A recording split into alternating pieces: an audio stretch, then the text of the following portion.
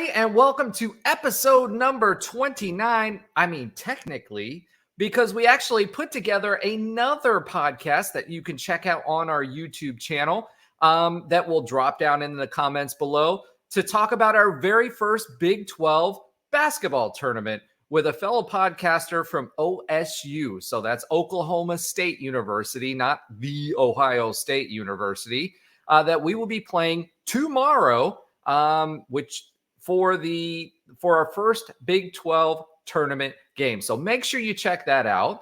As a reminder, we are the only podcast that features a former UCF national champion, a former UCF host, an infamous rapper, an IG star, shooting the breeze, talking UCF sports. And before we get to talk to all of those guys, well, not all of those guys, because a few people decided to dip out on us. Let's go ahead and bring in Nobra, the producer. And actually, he was putting in work before this recording because I completely flubbed the introduction twice. So thank you, Nobra, for giving me the opportunity to get two goes at that. Usually we just wing it and we're off the cuff, but this week I managed to mess it up. So welcome back, Nobra. Thank you. What? Dude, I gave you a hard time last week about your intro. Too late for me to say hello. You talked for a minute before. It's too late for that. No, you're supposed to like, hey now. Oh. And he's eating. Bro, what are you doing on our YouTube channel right now? No good. You have to wait like 5 minutes to stick something in your mouth. Oh, good. Okay. Let's go ahead and move on from that intro. Josh is going a little crazy. Ben Stout, I'm going to welcome you to the stage next. What's up, Ben? How are you? Way too many. That's what she says. We're just like I was going to say, how do you through my brain when you were talking to Nobra there. But what's up, guys? Good to see y'all. Good to talk with y'all in another episode of the Nighted Ones. Yeah, super excited to get this one underway. This is my second episode for today, so excited about that. And last but not least, but always last, Josh Lazar. I'm vanilla, baby. Baseball choke, but they still awesome winners, baby. Getting love in the O like a Marja, baby. Dropping dimes like a QB Rager, baby. And I screwed the last thing up. I ain't got no. I almost got it. Almost got it. I like that one because you dropping you came up with your own. Yeah, I'm dropping dimes like my QB RJ, baby. I almost got it. Almost got it. Baseball still choked. Almost, but not quite. All right, Nobra, since you screwed up your intro and you're eating on my show right now, can you at least give us a decent hair flip? All right, thank you. All right, he's off the show now. I love him, but he's got to get that intro right at some point, right? Like at some point, he has to get that intro right. All right, guys. I am, we're going to be talking about a loss first, but I'm going to be popping my collar while I can because we are having a little bit of issues here in the great Northwest Panhandle with my internet, so I could pop out at any particular time. But first, before we get to that, let's get to a little bit of text talk for UCF Hoops. So this week, what is your text talk? As usual, I'm extremely unprepared with the text talk, so I don't have any this week. Oh my goodness. Josh, can you save this show? I mean, seriously. I mean, obviously not, since my impromptu rap was all messed up. Fell asleep in the back of a car on I-4, woke up to a decent score.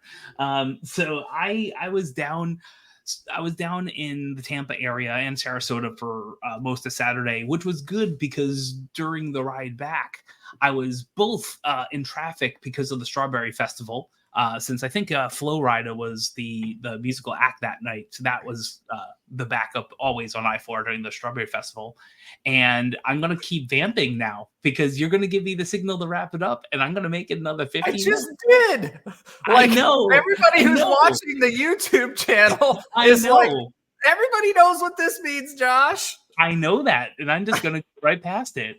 So I was watching the game on my phone in the back of a car, and I fell asleep during halftime. I woke up and I'm like, "Hey, we're still in this game." So yeah, I got to watch the whole game on my phone while driving back from Tampa. But I watched it to halftime, and you never know what happens after halftime at a UCF basketball game. So this time with TCO, a little bit better. Okay, so let me ask you this: did you squeal with happiness? I did not quite squeal with happiness. It was a light shriek, but I don't know. It wasn't quite a squeal, no. Okay, so not quite a beluga whale. No, you're really trying to shoehorn this stuff like a voice noodle, man. I don't know what's going on here. Okay, yeah, that was too many in too short of a period of time. But let's go ahead and actually talk about the Cougs this week. You know, we're going to unfortunately have to start with a loss. We, if you guys remember, I said that after the first game, I thought that we would actually win this game. And for most of the game, we were in it. We led for quite a bit of it. We just kind of did that thing that we do sometimes during the season. The last 5 to 10 minutes or so, we let it get away. And what really, you know, kind of drove it home for me is they panned in and zoomed in on Allen. Not our Allen, obviously, Shemari Allen. And it was about 10 minutes left, and he had his hands on his hips, and he just looked into the camera. And it was just a look of, I don't know what to do, right?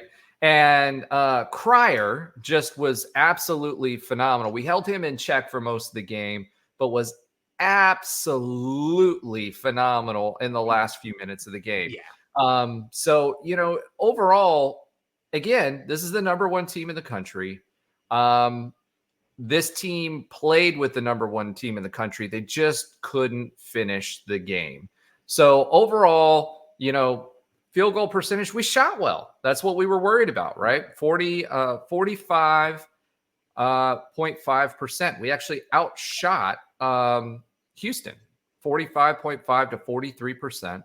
From 3-point land, another dismal showing for us, 3 for 10, so 30%, right around where we've been hovering at 32, while Houston was 8 for 24. So they shot a few more threes than we did. Nothing crazy, nothing lights out.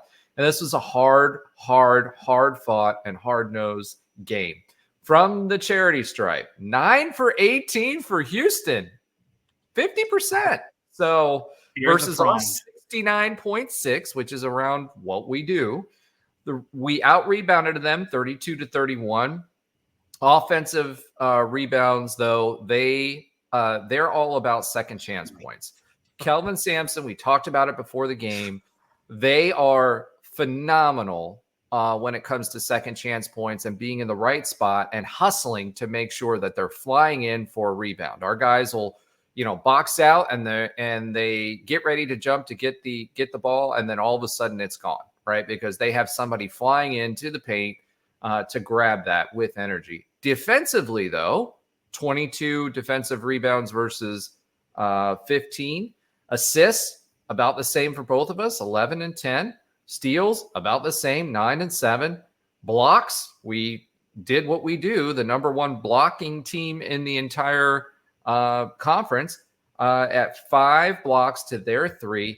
Turnovers, 18 turnovers. So again, this game to me came down to offensive rebounds and turnovers. And, you know, this team has at times a tendency to just commit silly turnovers. They're not forced turnovers. It's just they're not paying attention, or they're trying to pass the ball somewhere. It just seems like they lost, and Houston made us pay 22 points off of turnovers this week. So, you know, when you combine those things together, you know, with the offensive rebounding that they had, they made us pay in the paint, and that's ultimately what decided this game, in my opinion. But hats off to Houston. They played like the number one team. It reminded me a little bit, you know, I was thinking this, I didn't mention it in the text talk, but it reminded me a little bit of the 2017 football team. They never felt like when I was watching them that they were feeling any pressure during that game. Like you looked at how they were playing, what their body language looked like, whatever.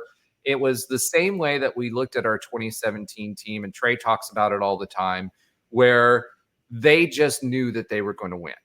And that's kind of what I felt with Houston.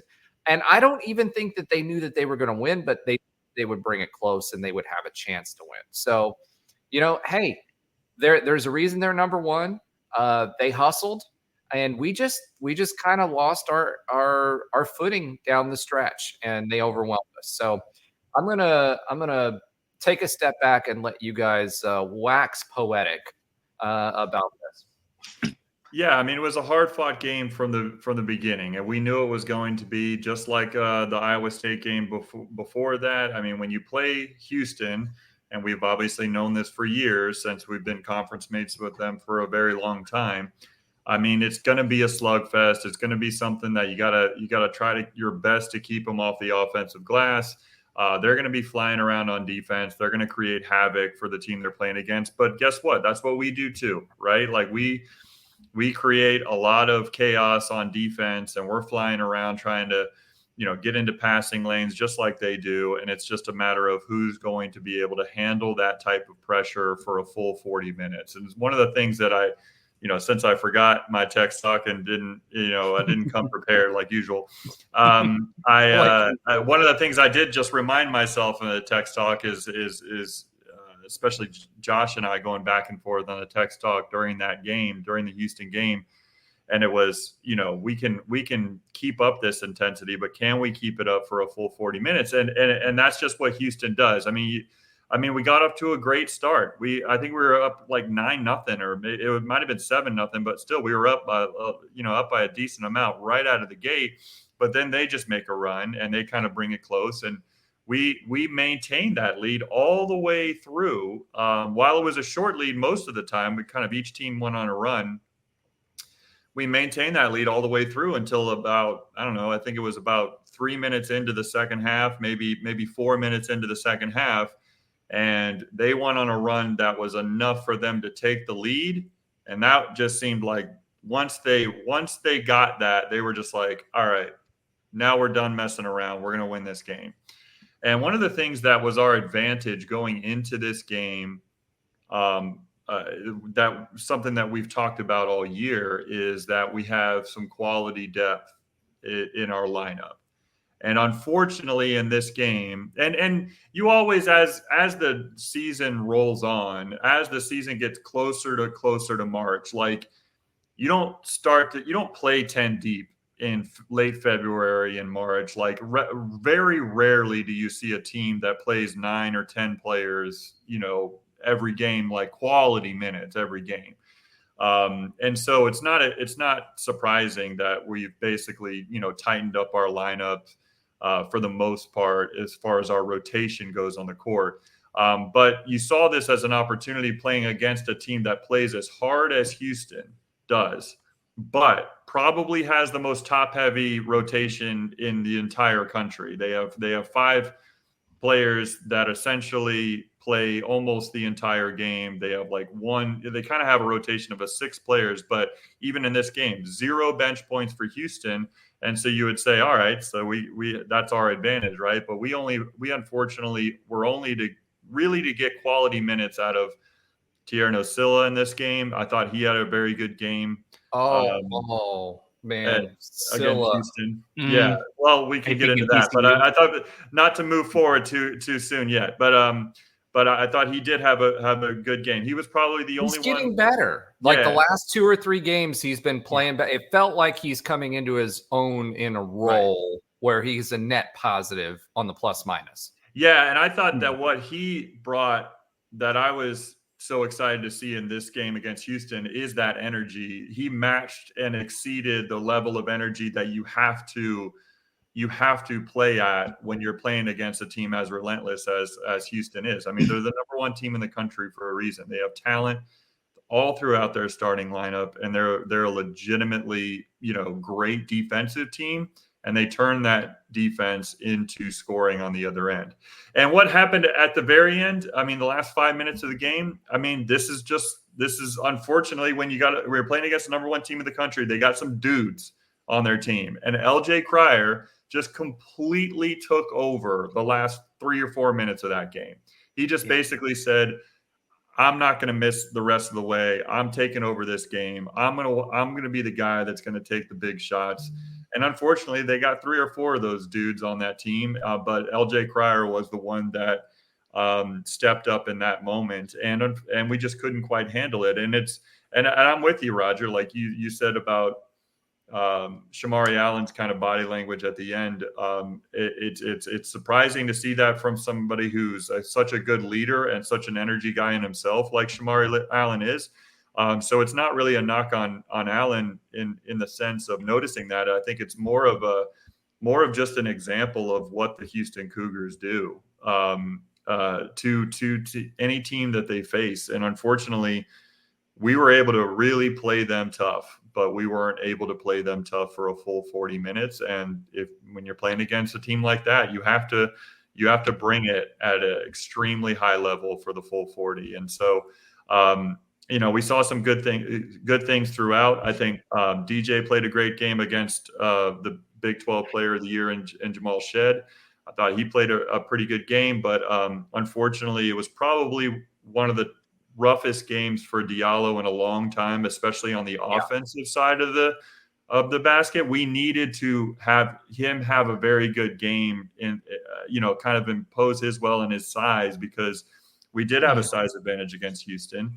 And unfortunately, especially on the offensive end, he brought some good things on the defense, which you always expect because he's consistent there. But it was probably the first time in a while that when he would catch the ball in the post, kept bringing it down. Yeah, it was more or less. It was even more so about just him bringing it down. It just seemed like he was just very unsure of himself with the ball, which is something I haven't seen in a while. But I mean, they kind of suck in there on the defense. The double team, kind of confused him, and it was just a rough game from an offensive standpoint.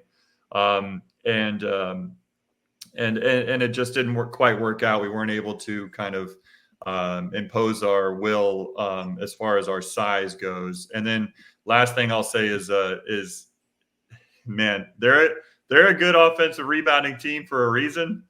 And they're very relentless on the offensive glass, but man, the ball just seems to bounce to them at the most opportune times. It's just wild. Yeah. It's just crazy to see some of these like long shots that they would go way back out. And I mean, it was just crazy to see the bounces just go their way as well, which, much like the analogy to the 2017 UCF team. I mean, you got in order to have a successful season and be number one in the country like that, you got to have a few things bounce your way along the way. And that's what happened in this game with the offensive rebounding for Houston. Not just their effort, but it did seem like a couple of those bounced their way as well. I will say that when LJ Cryer he started getting hot, right?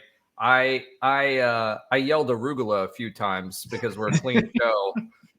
Because I had in the holster, I had a meme, the Jordan meme, with LJ Cryer ready to go. Right. And it just completely blew up my spot. I was inconsolable at that point.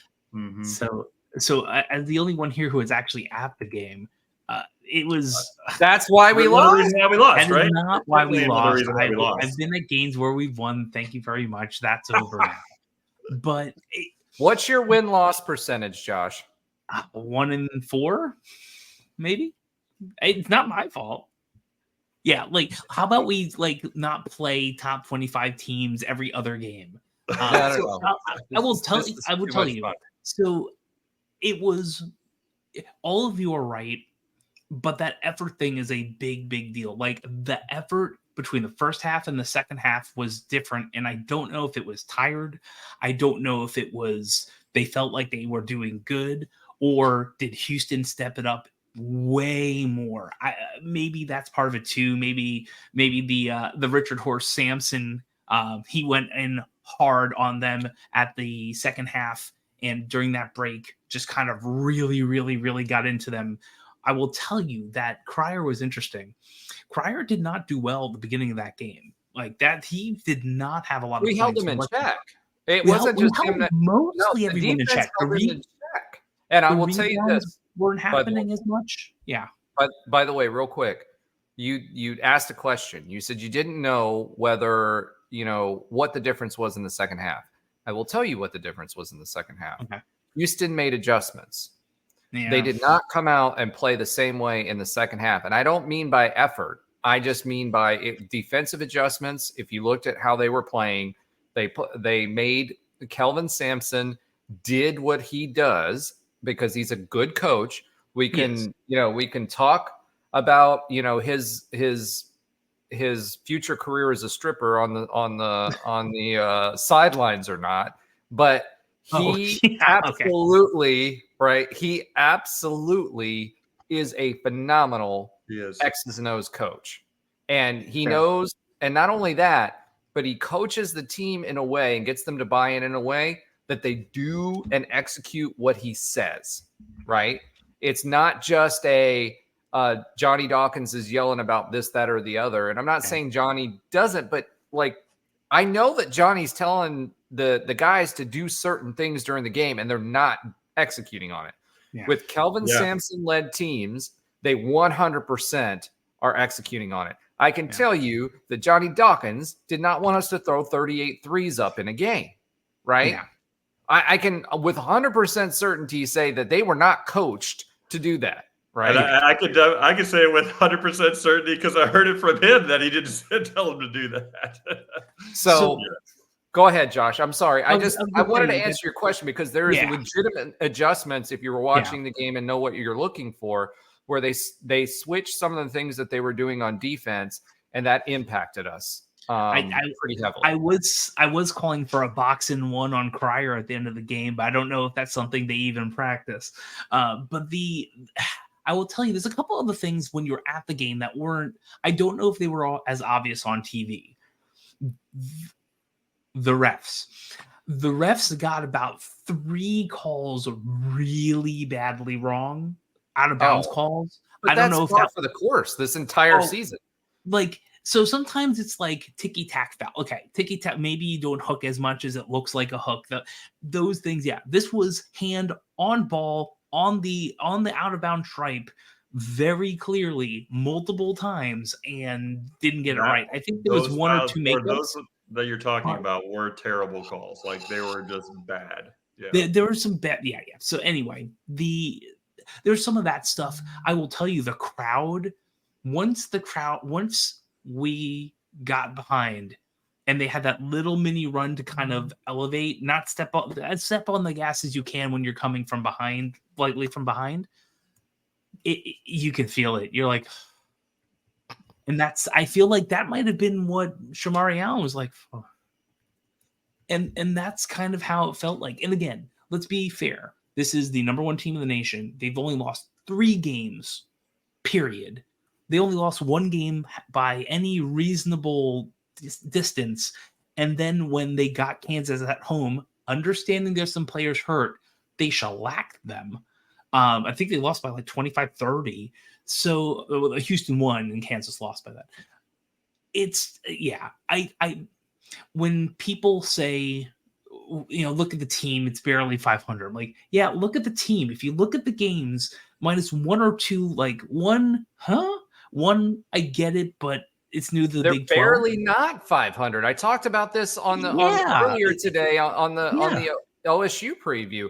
6 of 8 games decided by 1 bucket, like 2 points. I know. That's wild, 6 out of 8 in the Big 12 losses by 2 points. This season will be one of the biggest what ifs. Depending on how we do this week, then it'll be. What if we had another shooter? Mm-hmm.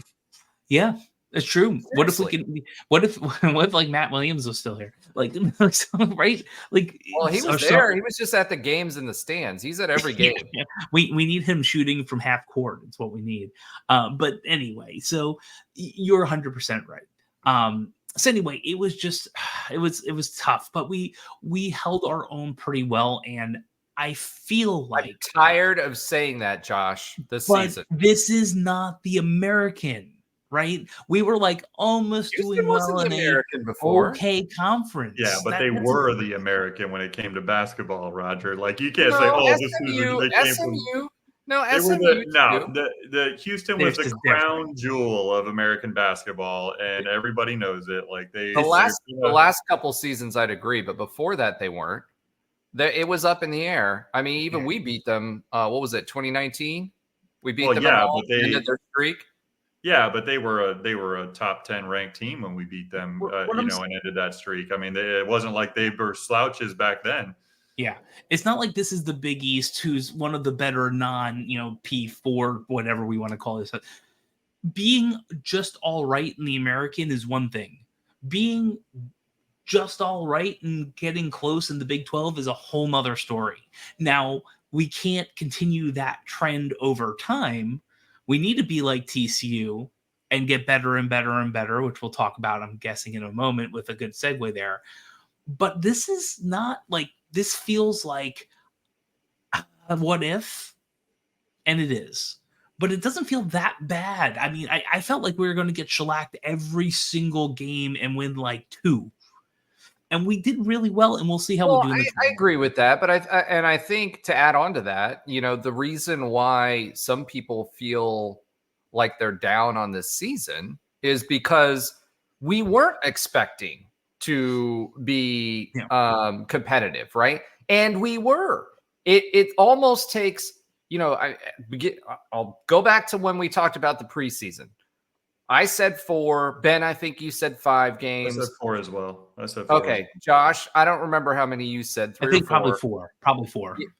Yeah. So, we were all expecting max 4 wins, right? And we got 7, and we could have gotten a heck of a lot more. So I feel like it almost takes something where truly the team overachieved expectations, certainly for the Big 12 voters. Right? Oh, yeah. We finished above 2 Big 12 teams, legacy teams, right? And I feel like that turned into a negative almost for the fan base because we were so close. And I feel like that should be looked at as a positive because we're not further away than what we thought we were, right? And I feel like, for me, this was the first enjoyable basketball season in a really long time. And I'll tell you why. It's kind of like what football was in the American. The American was a 2-bid league. You had to win 22 or 24 games, right, to even be in consideration. And you had to go deep in the tournament, right? If not win the tournament, to be assured a spot in the NCAA tournament, right? We didn't have to do that this year. So I didn't have to, my whole season didn't die when we had our 3rd or 4th loss. Yeah. I mean, West Virginia went 7-11 last year and made it to the tournament. This makes basketball more enjoyable. Yeah, not only makes it enjoyable, it makes it enjoyable the whole season. I mean, the whole season, it makes it really, you're into it. And I agree with you, Roger. I think one of the things that all of us said in when we were talking about before the season started, and I obviously we're going to recap the TCU game, so I don't want to jump to the season recap yet, but still, a lot of us said 4 wins was about what I thought we were going to be at. If I was just going to be realistic about the expectations, 4 wins in the conference, I was going to be happy with that.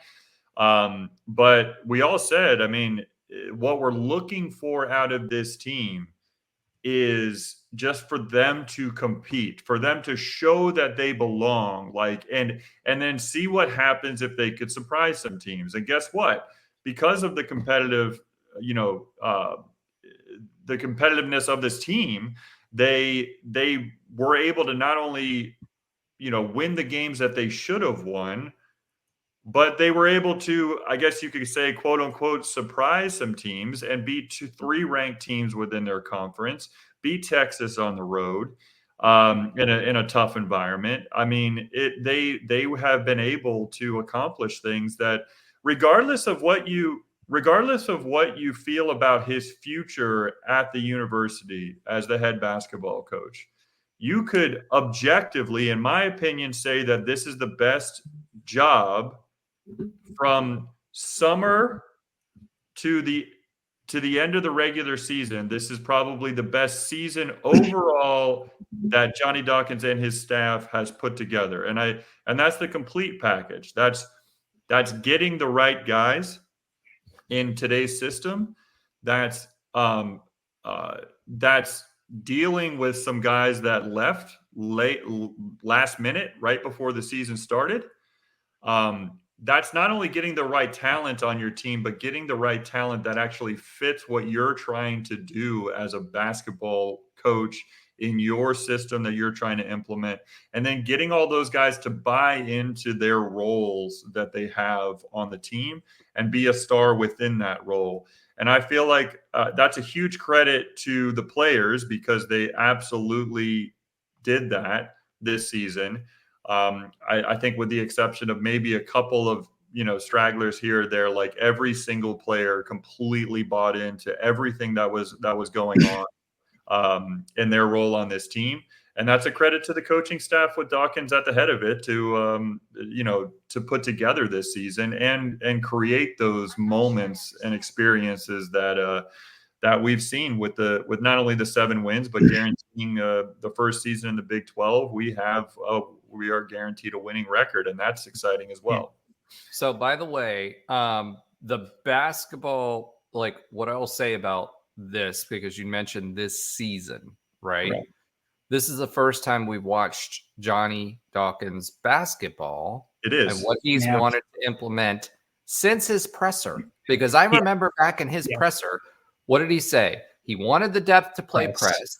He wanted defense, and he wanted transition offense and fast break offense. This is the first season that we have seen that from Johnny Dawkins led team.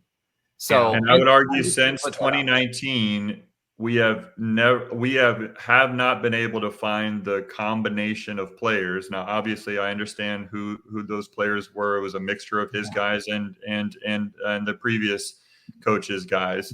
But I would argue since 2019, since that team, like you call it, we can put it on Johnny as well because he's recruiting the guys, but some of the leading scorers, some of the starting lineup, some of our quote unquote leaders have not been the type of guys that really play Johnny Dawkins basketball. And this season was a great combination, a great example of that. So you're absolutely right. I mean, this is, we finally got to see it. I mean, that's a good way to say it. Cause we're like, man, like, some of our, we even talked about it when we were on Nightline, Roger. I said, it's a little odd to me when you have a guy that is a walk-on and doesn't play, and I'm sure he's the best, the best dude ever. But if he's one of your captains, that's a problem with the leadership on your team. If you have a guy that is, that, and I love like a guy like Levy Renault. Like, I mean, he's an awesome dude. Like, and he's a great leader, I'm sure, on the team. But it's like if you don't have a starter as your main captain, it says something more about the starters, in my opinion. It says something more about your leading scorers, in my opinion, than it does about the leadership qualities of who they actually named captain. And that's what we've had in the past at UCF. And this season, this combination of guys is just a totally different experience. And it's fun. It's been a fun team to watch and a fun team to root for. So, Josh, I'm going to let you talk, but I'm going to say this. I'm going to come back to Hendricks as an example of that. Go ahead. Okay. I was like, you're going to let you talk, but I'm going to talk for a second. Now, I want to say this. So there are a lot of people in the fan base that are like, we should move on from Johnny. We've seen it. We've heard it. Let's talk about the fact that we are in like we're 61, 62 around there in net, right? And that's a big thing. That's how we get into a lot of these postseason. Last I saw, I think it's 61 as of today. 61 as of today. So listen to this. We always wanted to win decent games. We have won 4 quad 1 games. Here are the list of top 20 net schools who have not won 4 quad 1 games. Auburn, who's 1-7 in quad 1 games. I'm putting my Allen hat on now too. We got Gonzaga, who's 3-5 in quad one games. Alabama, who's 3-9 in quad one games. St. Mary has 4, so you good. And San Diego State is 3-9. Dayton's 3-3. We can keep going down. Michigan State's 3-8. Do we have more losses than we would like? Absolutely. But we are 16-14 and 61 in the net and have more quad one wins than 4 people in the top 20. This is not the bad the American experience where, like you said, 2 or 3 or 4 games in, you're like, we can't win anything. We have to win the tournament. And what are we doing in March and late February? This was a good season to start. I think that's what I'd love to say to the audience and everyone. We would have loved to get some of those close games back. Maybe I needed to sell more tickets or not attend. Yes. But this was a pretty good season and better than, as a whole, better than hundreds of other schools. So I think this is, we would love to be at 20 wins. Hey, we got a shot maybe if we make a run. But let's see what happens. I think this is as good as we could have asked for than what we thought the Big 12 was. And Big 12 was probably even better of a basketball conference than we thought. And like Arizona and some other people are coming in next year. All right. So Josh, I'm going to poke a little hole in what you just said and also what Ben said. So I want to make sure we're delineating this, right? There's a difference between having a overachieving in this season and having Johnny Dawkins be the leader that's going to take us to the top of this conference. Okay. I don't, yes, to, it was a fun season to watch. I 100% enjoyed it. I didn't feel as let down, in the hoops season versus what I did with football, right? In the Big 12. However, that's a different conversation from whether Johnny Dawkins, whether we collectively, you as an individual, me, or the AD, collectively feels that he is the right person to move us to the goals that we have, right? Now, there's a lot of qualifiers to that. We've talked about budget. We've talked about all this other stuff, and we're just now in a power conference.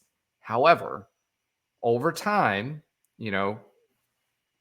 if you look at the mean, is this the guy that's going to put us in, what Kelvin Sampson is? Is this the guy that can move us forward? And I'm just talking about results, not who he is, right? Because Johnny's completely different coach and a completely different approach. Although I will say that having seen some interviews outside of just the in-game interviews, Kelvin Sampson does a lot to foster relationships with his team. He just does it in a different way.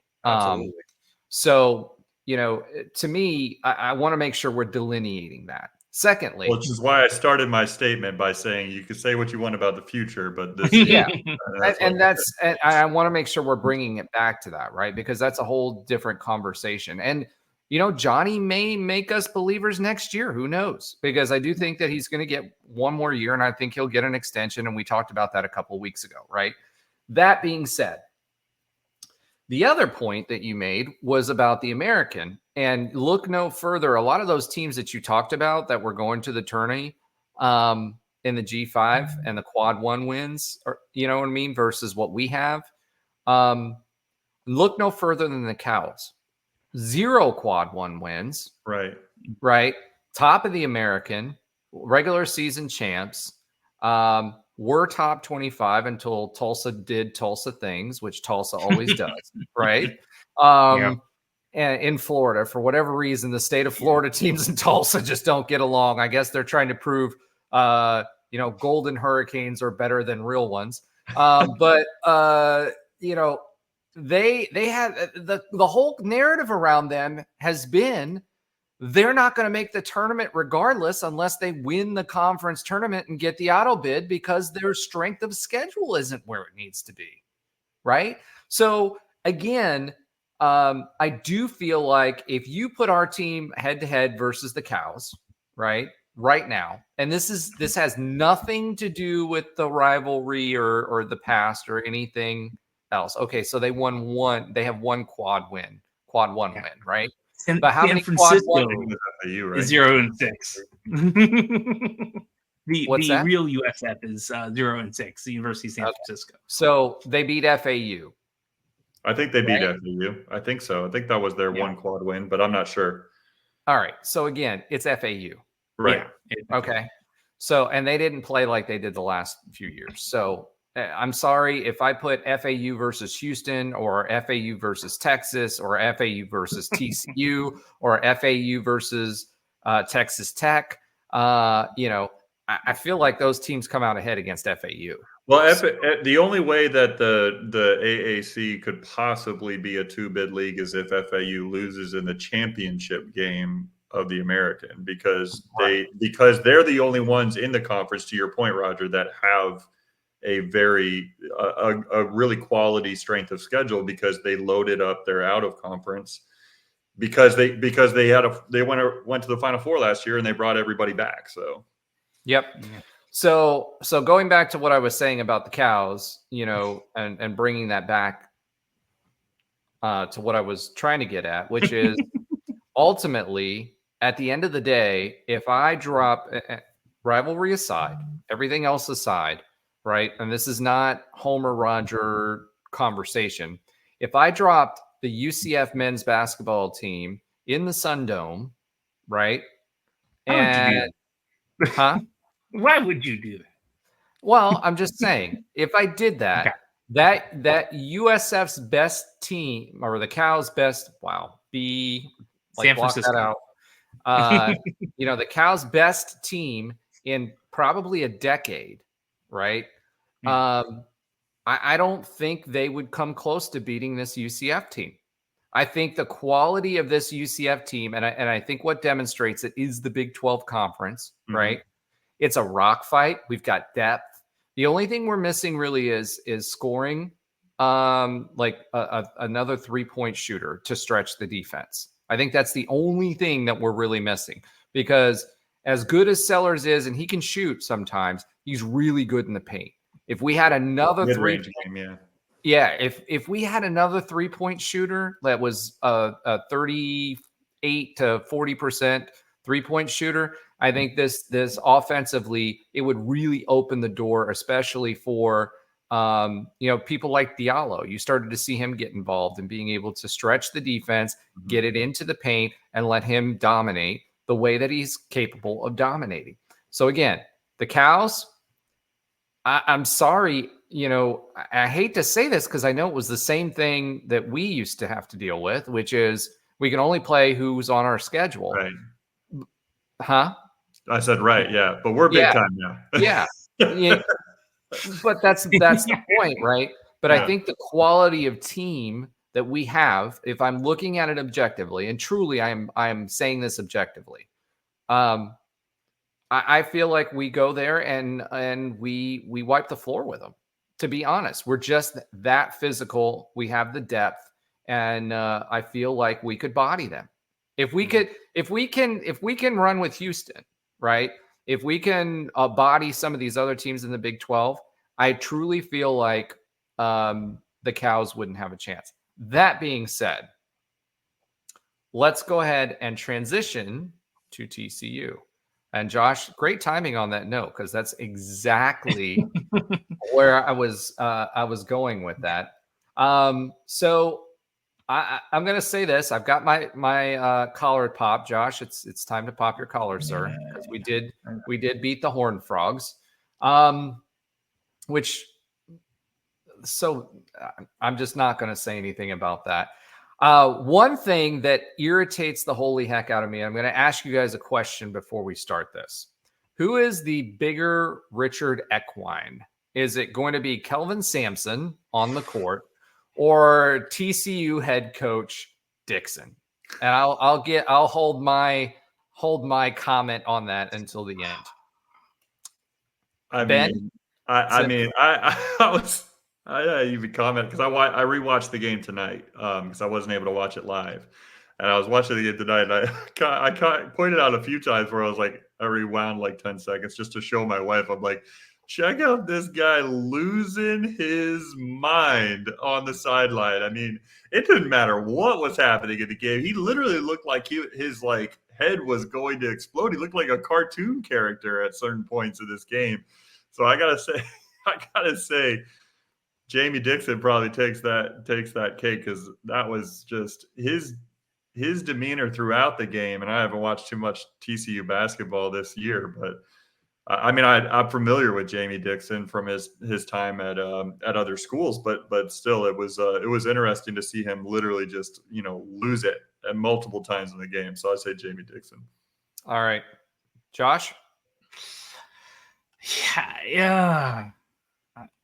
I gotta go Dixon. I tend to agree. And you know what? I don't think a UCF team has ever beaten a Jamie Dixon-led team because he beat us when he was at Pitt at least once, if not twice. And so I was at the game at the Madison Square Garden where we played him when he was at TCU starting off. And I will tell you, I was not happy about it. But the people in the crowd, like the old heads who got a free ticket to come to a game, when they saw Taco, they're like, "Oh, there's gonna be something there." There's like everyone kind of saw it. It's kind of it was kind of mulling. Was it Taco in there? I think it was Taco in there. Yeah, I think so. Yeah, that was that Matt Williams Taco team. Yeah, it was and Matt Williams is hitting, junior. Yeah, that was like logo 3 stuff from Matt Williams. Yeah, that's what I thought. Yeah, anyway. So TCU and Jamie Dixon really deserved an L. And I was thankfully that was a lot of good verbal, right? Thankfully, we were able to give them the L because we've never beat a Jamie Dixon-led team, and he is definitely a Richard Horse. So, yeah. All right. So I'm proud of you, Josh, for getting through that because if you guys saw what we were writing in the private chat right now, like it's not good. It's not good. It's not good. How about that TCU game? Out of context conversation. However, that being said, I'm going to give my opinion, which is I definitely feel like TCU's head coach, Ben, I agree with you. But the weird thing is to me with him, right? Like you watch Kelvin Sampson and he's like up and down. He's yelling. He's working the refs the whole time. He's doing all of that, right? But Jamie just looks fake doing it. Like it just looks like it almost looks like it's an act. It's almost like when you talk to somebody and they're just fake and you can tell like their personality's fake or whatever. I felt like that was him. And he was like walking, even his own coaching staff. I don't know if you caught this a couple of times, just walked over him like, dude, what are you doing? Right. It just looks like a, how can I put this? The E for everyone way. I'll say he looks like a cartoon character is what it looked like. You mean like a pineapple? No, that's no SpongeBob. I mean, there was a time where he literally went like this. Look, you can't physically hurt somebody, so like it's like all your effort to not only YouTube viewers can see this, but it's like he just gnashed his teeth so openly, like it was just weird, but it just looked fake. It was didn't over look the top. like it was legit. Like Kelvin Sampson, when he's over there, he looks mad. Like I feel like he gets caught in the emotions of the game, and he's just an emotional guy, and he's just like, whether he's rightly or wrongly upset, right? Because 99% of the time it's just him working the refs. At least he looks legitimately mad. It's like when your dad looks at you when he's really mad at you for doing something, and then sometimes your dad looks at you like, man, I'm supposed to be mad at you, but I'm not. I'm not really mad at you. Kind of look. Like Kelvin Sampson looks like he's angry all the time. Yeah. And with Jamie, he just looks like a poser. for lack of a better term. He's and I don't want to spend the entire like episode talking about because Jamie. we beat his team. Yeah, I know. Well, it's not even. Yeah, exactly. Right. And again, this was the coach. Remember that threw a fit, and the AD threw a fit at the reffing, and got fined. The TCU got fined earlier this season. But he just looks so fake doing it, and it just looks like an act. And I think even the refs react to that. So that's all I'm going to say. I think we're 3 for 3 on who the Richard Equine is. And maybe we'll, if we have some other coaches in football season or otherwise, kind of keep this one going. Who looks like the bigger Richard Equine? We should do that, like the Richard Horse of the week or something. Like who's being unkind towards our team? All right.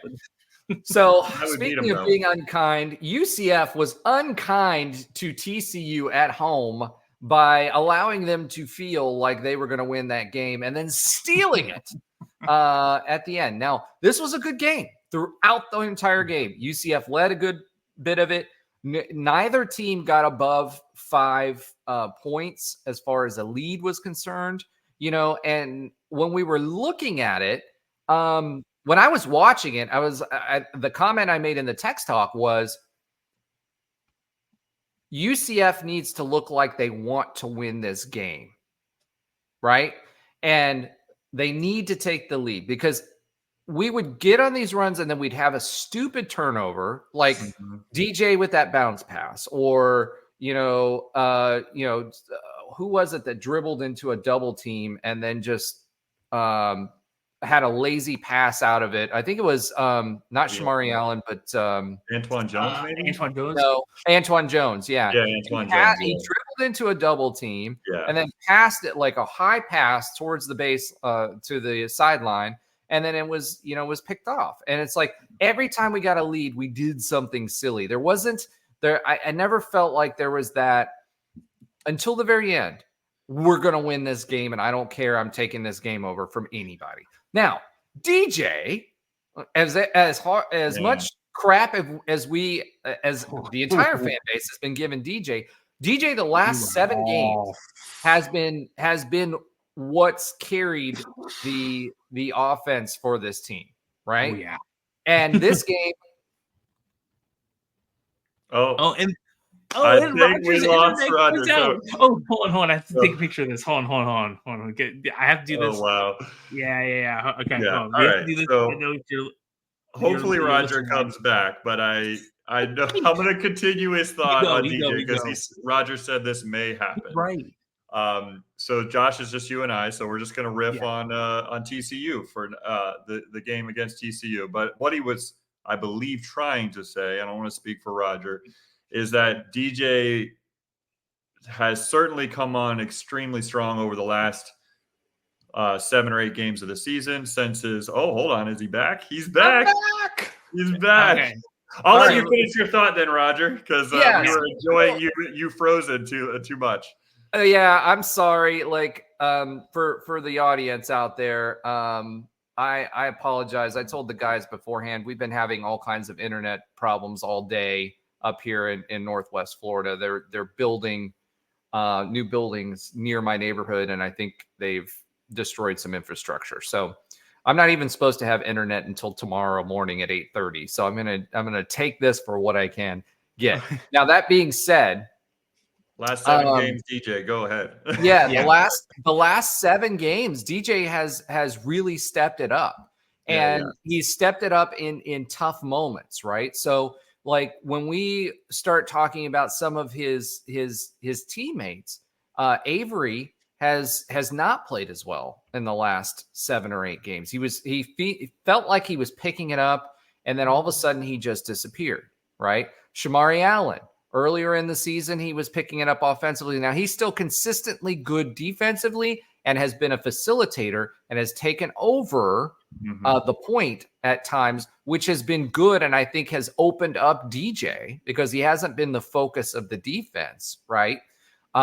So I all the time, like he was before. Right. So I think that was that was a very, very, very, very good thing. So in spite of his offensive production, he was averaging like 8 points a game, and there were spurts where he would take over games. That went away, but he's still positively impacting the offense, right? Mm-hmm. Now, on the other hand, Sellers, he just feels like he disappeared, especially in big games, but he's still averaging something like 14 points a game in Big 12 play. But it's a quiet 14 points. It's a, hey, I'm being facilitated too. It isn't him taking over a game. DJ does that. At times he does that too much, right? Where he forces things. But Sellers has just kind of disappeared. So, at the end of the day, what it boils down to is DJ has been the offensive production for this team. And the last couple of games, the bench, which was a strength before, that was giving us points, have been more of a defensive help than they have an offensive help. And so I read somewhere, someone said, DJ needs a transfer. DJ has his foibles. He's way better than he was last year. His 3-point shooting is coming on the last 2 or 3 games. And I don't know if you guys remember me talking about this at the beginning of the season. DJ last year had a very, very flat 3-pointer. And what I mean was when he shot, it was the trajectory of the ball leaving his hand was very, very flat, and it caused him to miss a lot of 3-pointers. And it also caused the ball to rebound away from the paint where all of your guys are for offensive rebounds. This season, he changed the trajectory of his shot, and he started to do it a little bit towards the end of last season, where it's more like a rainbow 3, which I feel like it took him a while to get the mechanics right for that, and it's starting to come together for him. But he's the only one that's consistently making threes for us. So, all of you that said that, I mean, number one, you might be voted the Richard Equine for this week, right? So, because that's just a completely asinine statement.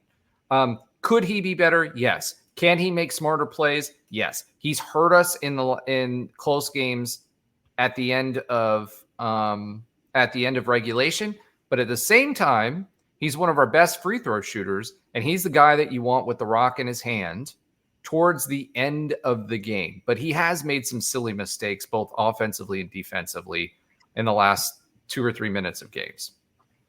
Yeah, and I thought one of the bigger differences this particular game is just he was in attack mode the entire time, and it was so evident at the end of the game where, we were just going to go to him. We were going to allow him to continue to kind of take over the TCU game, and that's what he did up until the point with, luckily it was only I think it was 25 seconds left when he actually fouled out. But which was crazy because we had 3 players foul out in this game. I looked at the stats after I had watched it, and I was like, man, we had 3 players foul out in the game. That's nuts. But I thought there was probably one of the things that I was also excited about. He only had 2 assists in this game, but not only were those 2 assists in big time moments, but he was attacking the paint. He was attacking driving the lane hard, and he would either look to score, which he should have, should be always looking to score and finishing through contact that he does so well. He had this one time where he just stopped on a dime and he spun around and did a turnaround jumper, and he just left his defender completely just in the dust. That was nasty. He got a forward. They had a forward guard. Yeah. So I think it was from a switch. He recognized the switch, yeah. But there was another time though where he drove the lane and it looked like he was going to go for it, and he stopped at a great point in the lane and dished it off to Diallo. Excuse me, dished it off to Diallo, and it was a perfect pass. So he's picking the right moments to be a facilitator as well. But probably no more evident with a minute left, or a little less than a minute left in the game. And UCF had the ball out of a timeout. They were going to take the ball up the length of the court. So everything was after a free throw or something like that. And And they ran what's called not to get too technical, they ran what's called a horn set. And essentially you have two players at each elbow, and you have two players kind of at the kind of on the baseline corners. And it was actually a simple, more like an NBA play, what happens a lot, where they just, players gets hot and it's nice. But the two players on the right side just run from their positions directly over to the left side of the court. And that allowed DJ to just take his man off the right-hand dribble downhill and, put up a great shot. He wound up getting fouled. He knocks down both free throws. That's the other thing about Darius Johnson this season. It's like there's nobody on our team, but honestly, nobody in this conference I'd rather have at the line in a big moment than Darius Johnson. I mean, he's shooting above 80% from the free throw line this season. He's been consistently very good. He's not above 90% like that. But by the same token, I can't remember the last time he's missed a big free throw that we really needed him to make, like down the stretch of a game. Ice in his veins for sure. Yeah, he really does. Yeah. And so, I was happy for him I'm happy for him, not only that he's finished out this season so strong and been like the clear, like number one, like leader on this team and like the point guard that we've been waiting for him to be on this team. And he's had his moments, of course, but overall, just it's not even fair to DJ to call it a net positive. I mean, he's just been spectacular, and I'll agree with you, Roger. I mean, his shooting has been phenomenal. I mean, he's 37.5% 3-point shooter. That is, I mean, if out of your point guard, I'll take that all day long. And not only that, he's hit some big shots. So he hit some big shots in this game in the first half and the second half down the stretch. I mean, he's creating more space for himself at the three. He's taking better shots, less contested threes as well. The other thing, I wanted to ask you about this because I put this in the text talk because it infuriated me. I was like, why on God's green earth did we have Shemari Allen inbounding that late? It was like, I don't know how many seconds it was left. I think it was like the one where it was like 4 seconds left. Why was he inbounding that? Or maybe it was more time left versus, DJ had fouled out. If anybody should have had the ball at that moment in time, it was Shemari Allen. Now, I get it. He's a 50% free throw shooter, but nobody else that was on the floor at that time was a good free throw shooter. So at least put with that important of an inbound so that they can't get a steal and then, put another 2 points up on the board. Why was he inbounding the ball versus anybody else on the team to get it in his hands in that situation? Was there any valid reason for that? Was that just a miscue? Or because if I'm Johnny Dawkins, I'm telling him, hey, look, DJ off the floor, Shemari's getting the ball 100% of the time. Now, he isn't the best free throw shooter, but if you don't remember, it wasn't just DJ off the floor. It was Jalen Sellers had also fouled out. So and he's our second best free throw. Actually, percentage-wise, he's our best free throw shooter. He may not be as clutch as DJ, but he's our best free throw shooter. So with both of those options off the floor, I agree with you. You kind of want the best ball handler to make sure he has it in his hands. And I think that was inbound. Shemari Allen was inbounding it, if I'm remembering the play you're talking about correctly. And he passed it into Antoine Jones, who is not a very good free throw shooter himself, or and ball also handler. much more turnover prone than Shemari Allen would ever be in that moment. So. Yeah, it was a tough spot. I think it was one of those things where you just don't. I mean, we'd love to be able to practice every scenario, but I don't think you practice a scenario where both your starting front court fouls out. So or starting backcourt, excuse me. Yeah. So that was probably just a weird scenario, and he just wind up making sure that hey. Shemari Allen might have just grabbed the ball and said, you know what, I'm going to make sure that I get this ball in and I make the right decision out of the inbounds. And it might have just been a result of that. So yeah, I was saying you put the person who is getting the ball in, you want that person to be the one person you can trust to get it to someone. I don't care who. Yeah, that probably could have been CJ Walker in that scenario, passing the ball out too. But guess what? He was also fouled out. So I want to go back to DJ for a second because I know and we'll go forward in a moment. So DJ, before he fouled right before, and all that just happened, he was doing some things that I got made fun of on this podcast, which was DJ right hand dribble, step, jab forward, 2 feet behind the line, and is exquisitely hitting a 3 with that rainbow over and over again. He's been doing that game after game after game.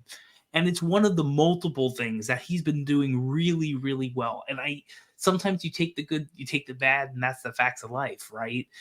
There are some things at the end of the games you're like, ah.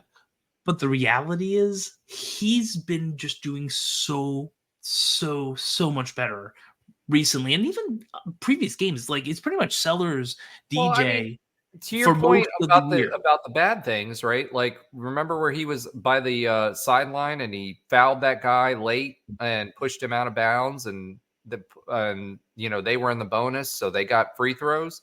I mean, with like under 2 minutes left, that was a dumb decision, right? You're right. Those happen. Was it? No. I think it was later than that. It doesn't matter. That's the type of decision that I'm talking about, that he just makes some, like a junior point guard with a lot of time under his belt. It's just inexplicable sometimes on some of the things that he's doing, but the good outweighs the bad when it comes to DJ. I don't think we're 16-14 if he's not on the team. I agree. And that's where I kind of go to it. So now there's this game was also another one that was just, this is what we thought we were getting when we were in the beginning of this Big 12 season and Kansas happens. Like, there were close games where we could get to we could stay even and surge forward and do a little bit and chip and not have the bottom fall out. And we've had that for a couple of games, not just this one and others. And then there's just, again, Houston is an amazing team. But it's just closing out games. Yeah. We knew as soon as they got 2 or 4 or 6 over, it was over. Well, like the surge just wasn't going to happen. This was a hard-fought game. Yeah. It was a close game between two really, really, good teams. UCF shot out of their minds. I mean, our shooting percentage has gone up. And that's something we've been looking for. We shot 49.1% in this game. TCU shot 42.1, had 2 extra possessions.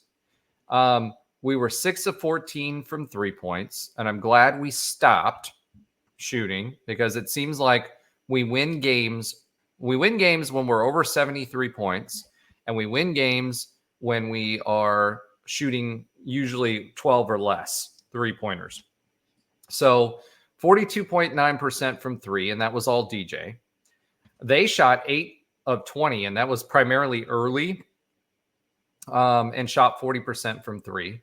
Free throws, they shot 65.6%. We shot 79.2. Rebounds, we out-rebounded them 34-32. Offensive rebounds were similar, 11-12.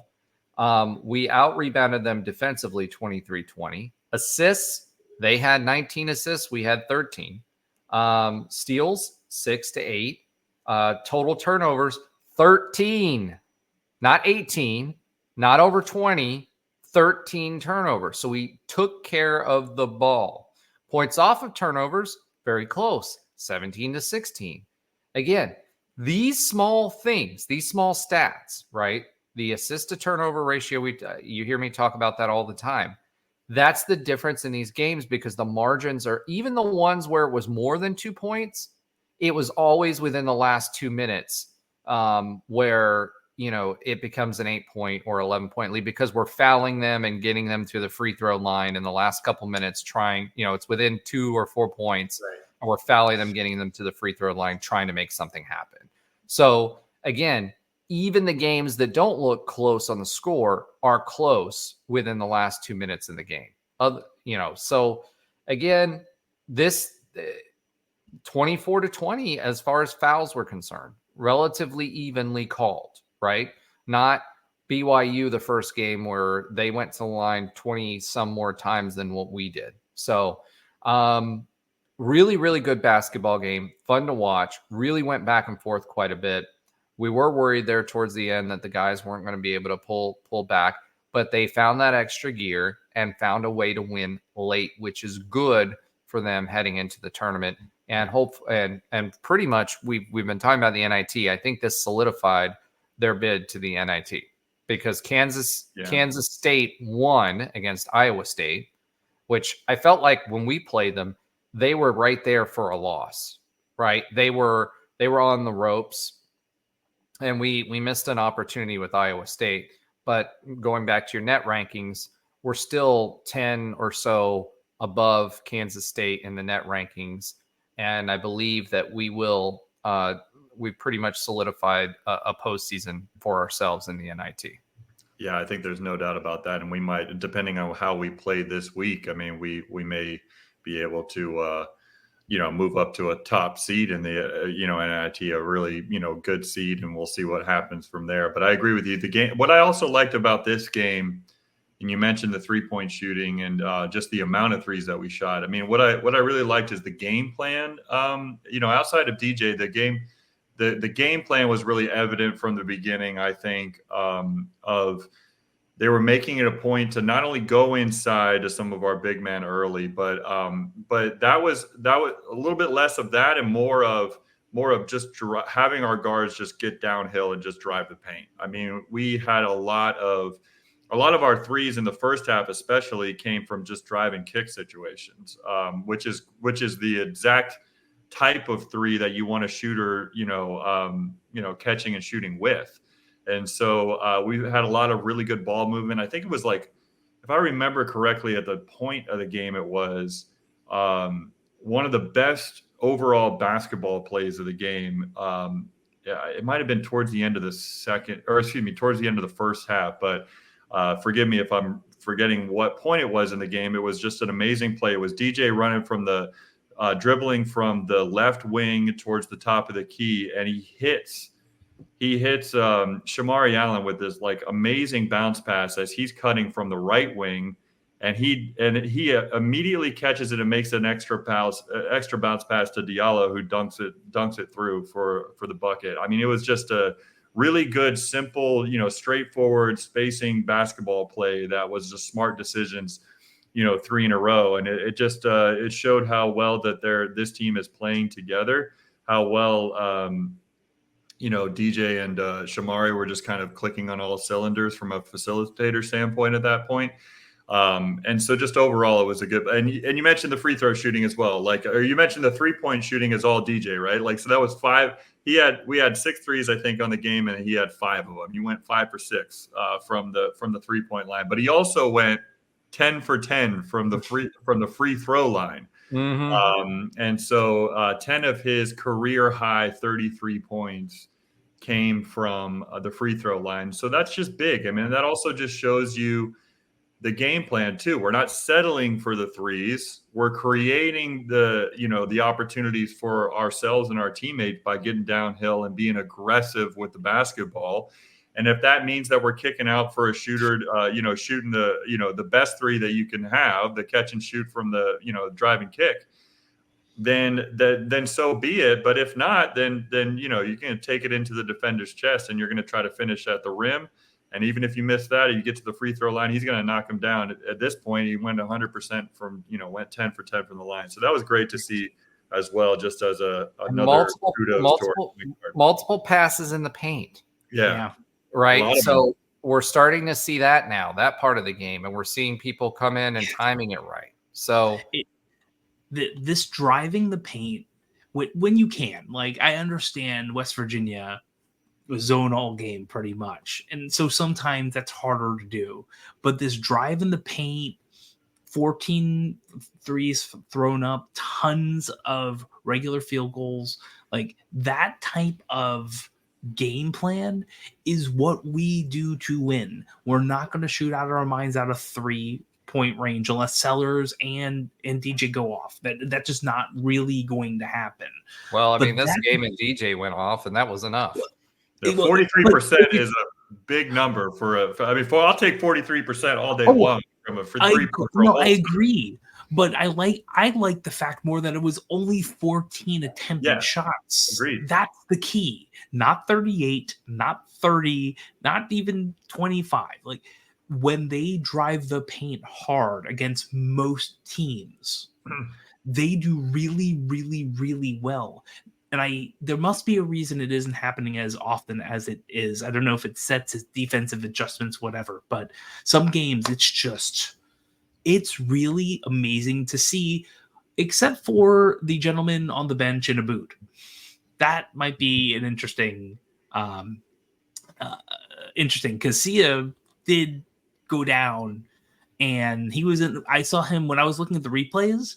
I didn't realize until I watched the replays of some of these things that he's getting up on one foot, clapping and applauding with a boot. Might be preventative, but he had a boot on his foot. So he's been doing he walked off the court with he didn't really walk off the court. He had two teammates underneath both arms, helping him off the court after the game was over. So yeah. And that's not a fun. The way he turned that ankle. That's just as somebody who has broken both my ankles in my life. That was not fun. Shemari, when Shemari Allen was helped off, that was the same. They did the same thing too, and it might be preventative but who knows? I don't expect him to be playing tomorrow or at the Oklahoma State game. He will not. I don't think he'd play the tournament. I think the earliest he'd be back would be the NIT, couple weeks, depending on how bad it is, right? So at the end of the day, like we said earlier, he started hitting his stride, so to speak, right? I know. And it sucks because he's, if we can have, he's an extra big that we can put out there with the other bigs, right? And if he's hitting his stride and being a positive, both offensively and defensively, that gives us an advantage because he's even been hitting some threes. You know what I mean? So it's a huge advantage on the glass, and it's advantage for us defensively as well. And the NIT starts on April 2nd in Indiana, so I think you get in 3-ish weeks or so, it might be a possibility. But that was just disheartening to see him, and doing so good in multiple ways defensively, throwing up that 1-3 he might hit every game, but really bodying inside. Like that's what we really, that's when we do our best, when we're bigger and sometimes stronger than teams. And we are. Like Houston's a great case in point, but amazingly, no one from our team had more than 2 offensive rebounds, and Houston had 2 with 5 and 6. So, But they're Houston. That's a whole nother thing. All right. Let's absquatulate to the next topic and get to UCF football. So UCF football, unlike what Alan thought, is actually kicked off their spring ball today. That was funny. So we got to see a lot of stretching. We saw some movement as far as Williams moved from quarterback to cornerback. And we also saw some very, very, very notable people left off of the depth chart. Yeah. Someone we were excited about that came to us from UF by way of, I believe it was Clemson. He was at before. I think so. So the running back room, right? With us bringing in Montgomery, there was going to be some question as to who was going to go. And we're missing a big name off of the running back room. Yeah, it's unfortunate. But it's a pretty deep running back room. So what are you going to do? I mean, there's I don't know. I mean, how deep can we get? 5, 6, 7 players? At some point, you want to get on the field, right? I mean, I remember when we were super excited about the speedster that, DeMarcus Bowman was or is, and, him bringing depth to that running back room, but he just didn't seem to be able to see the field last year. And this is what we've talked about on numerous episodes about different sports. It's like we don't know what goes on in practice or the meeting rooms or whatever it is. And for whatever reason, he wasn't able to crack the lineup last year. And so I think he probably saw the writing on the wall, not only with who's in front of him, but who's coming in this season. Not only Miles Montgomery from Cincinnati, but certainly our two, freshman running backs that are highly touted recruits as well. And so I think he just saw that the opportunity for him to get some minutes and get some significant playing time this season wasn't necessarily on UCF's roster. And so I wish him the best, but it's kind of potentially in this particular case, it might've just been an NGE situation, for UCF. Demarcus Bowman is who we're talking about as well. Yeah, I don't think I ever said the name. So local no, product. Ben did. Former I apologize. And NGE is not good enough for those who don't remember the old George O'Leary speak. Yeah. O'Leary had a lot of 3-letter acronyms for things, but yeah. All right. So one of the things that's going, since we were talking about, camp, Josh actually has an opportunity to peek behind the veil this week. So we're going to ask him to make sure he's looking at the linebackers. And it seemed like, it's day one of spring, and they're not in pads. Coach Malzahn had his happy face, which he did not have during the season last year. Yeah. You could see every game that went on. It was just kind of like, it went to, do I really have to be here? He was excited for spring ball. I think he gets as excited as the players do to start a new season. And, one of the things that he mentioned was the defense and how excited he was on how the linebackers look. So I do think that he's excited about that. And that's one of the things, again, and I've mentioned it here before. I feel like Ben, even going back to Nightline days, the last 3 seasons, we've been talking about linebackers, or 4 seasons, we've been talking about linebacker is the biggest question. And then, who's going to be the DBs that earn their starting positions, because we do have some depth there. So Josh, your mission, if you choose to accept it, is, and again, I don't expect you to see a lot, but if you want to, let us know what KJ's throwing motion and release point is, how his stretches are, and whether the linebackers are war chant approved. If the linebackers are war chant approved, you're not giving too much away by saying that. So I'll ask what I'm allowed to say or not say, and I will tell you that is pretty interesting, because I don't usually.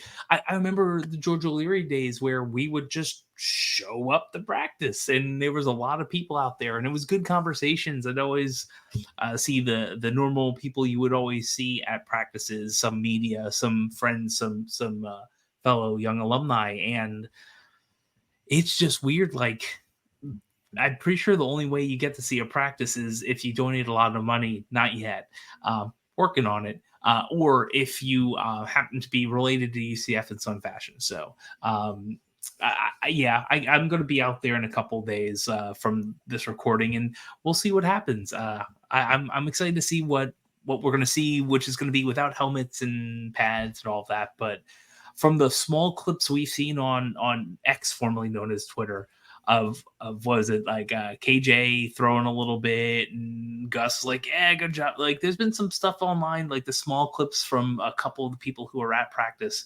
Like, okay, this and Gus looking all kind of happy and excited. This is. I feel like Gus is excited about this season because he feels like he has enough pieces to compete. That's what I feel like. But with KJ, yes, look, Gus knows what he had with JRP, right? I think he knew that JRP was a work in progress as a quarterback. Okay. I feel like he felt like he had some advantages in the run game because of JRP, but unfortunately JRP is not 6'4" and 240 pounds. right? You know, So I would have taken 5'11" and 240 pounds. It was really the biggest thing on JRP he was listed as 6 foot and I think like right around 205. Yeah. So he's not a small guy. I mean, if you've ever been No. around him, he's not a small guy. But when you're talking No. about the wear and tear and someone who had to, he was fast. I mean, dude, when he's not injured, right? Yes. He is fast.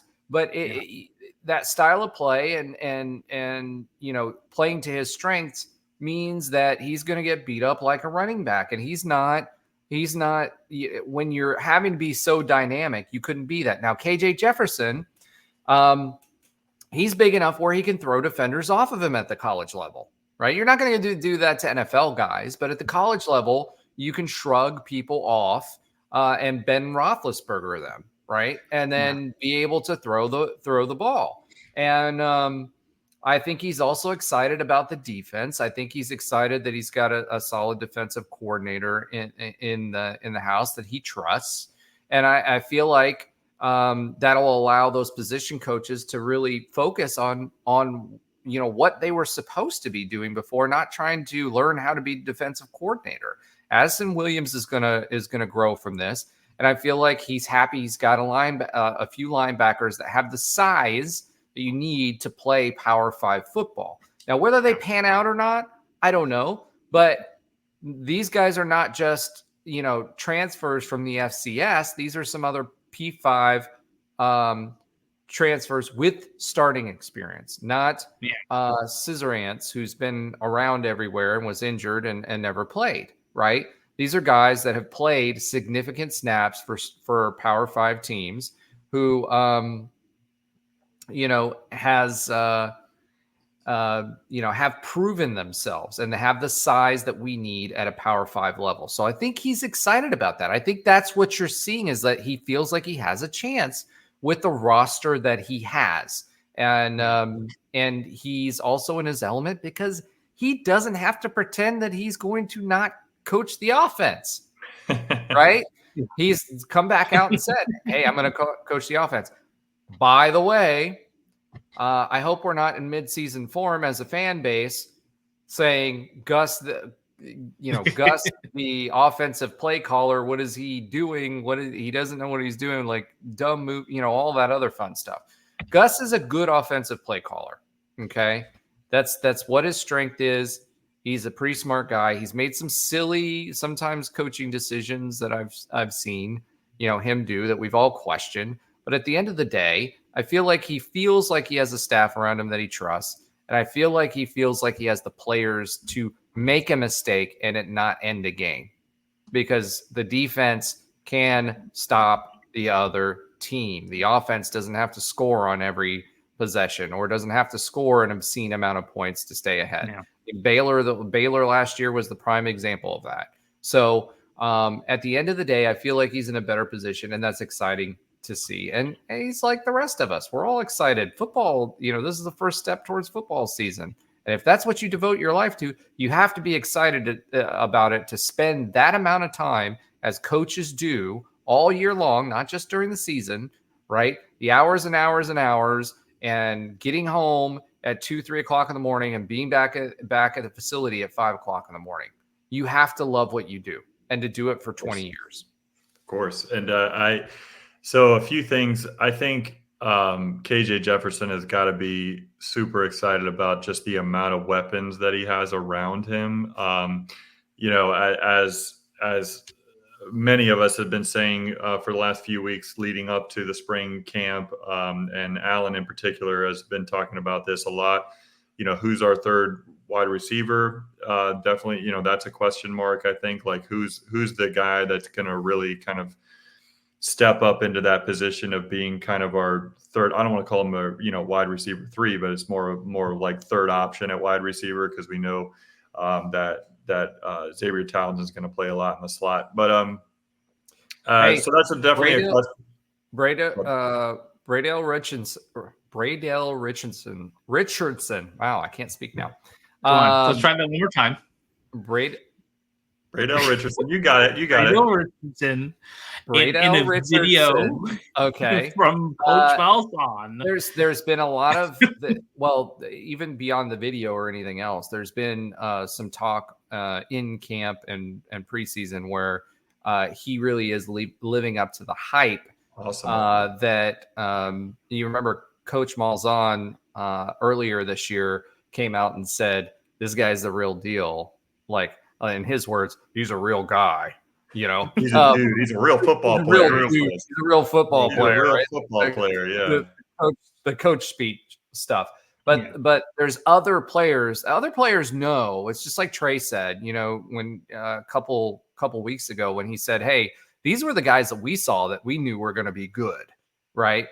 There's already commentary about him that backs up what Coach saw. So I feel like, you know, when we're talking about who's going to be the number 2 receiver, I wouldn't be surprised if it's not Richardson. And go ahead, Josh. I was going to say, because X got a shout out too by Coach Malzahn today. So, listen, X is most dangerous though. He's not the guy who's going to be running. Down. I mean, he's fast, so he can outrun other people. But where he's most dangerous is if you can get the ball to him in space in a zone defense and give him time to work. So for now, that's what I feel. For now. Maybe that expands. But listen, if we're talking now, we have potentially 3 wide receivers doing some work, and a freshman is a part of that mix. Without looking beyond those 3, I think that might be why Gus Malzahn is really happy at this point. Like, again, I know we're not even in pads. I know we're way too early, but to me, this might be part of some of the excitement that we're seeing, which is great. But yeah, I don't want to discount X yet. I actually think he's going to step it up. We'll get that clip in by October, November, see what happens. Yeah, I'm not worried that we have talent and speed in the wide receiver room. I'm not really. That's a little bit of a question mark, but I think the actual, main question on offense is is our offensive line going to take the next step next season? And obviously, we're never going to know the answer to that until fall starts because center. We don't see any of that. We won't see any of that in spring. As far as we won't be able to really truly tell beyond just what the coaches may say. I don't know. I think that we'll get more out of the scrimmage than we think, especially as it pertains to center. So. Because one of the big questions that we have this year is who's going to play, and we had it last year, is who's going to play center consistently. The entire season, we feel like we had a revolving door at the center position. Yeah, I think we're going to need the offensive line to truly take a big step this season. I think, we had an okay year last year, but as you mentioned, the center position, never really being able to solidify that. It was almost like we couldn't recover from Matley leaving us. And we had some issues there. I mean, it's one of the reasons why JRP was running for his life a lot of these games, and he had to use his legs because the offensive line had issues.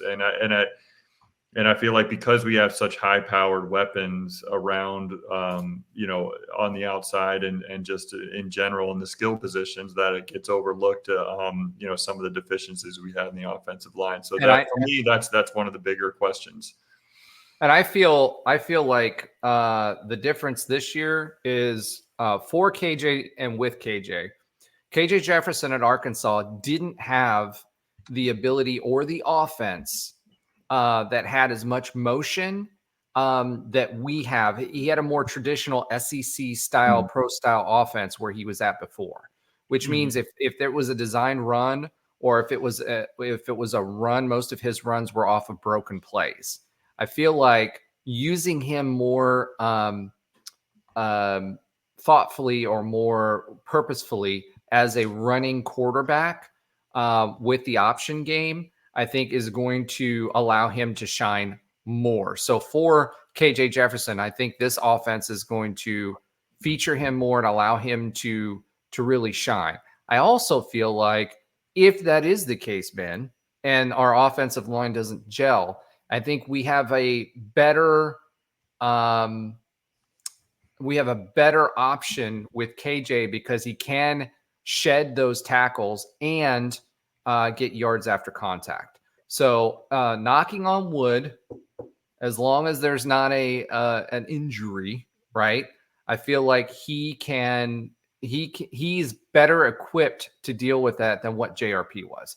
JRP is going to beat you with speed, but I feel like KJ Jefferson's more durable. So even if you get 5 or 6 yards, you don't have to break one, right, to positively move the offense. If you get 3 or 4 yards on a broken play, you're still moving the offense forward, and you're setting up a 3rd and manageable or a 3rd and short.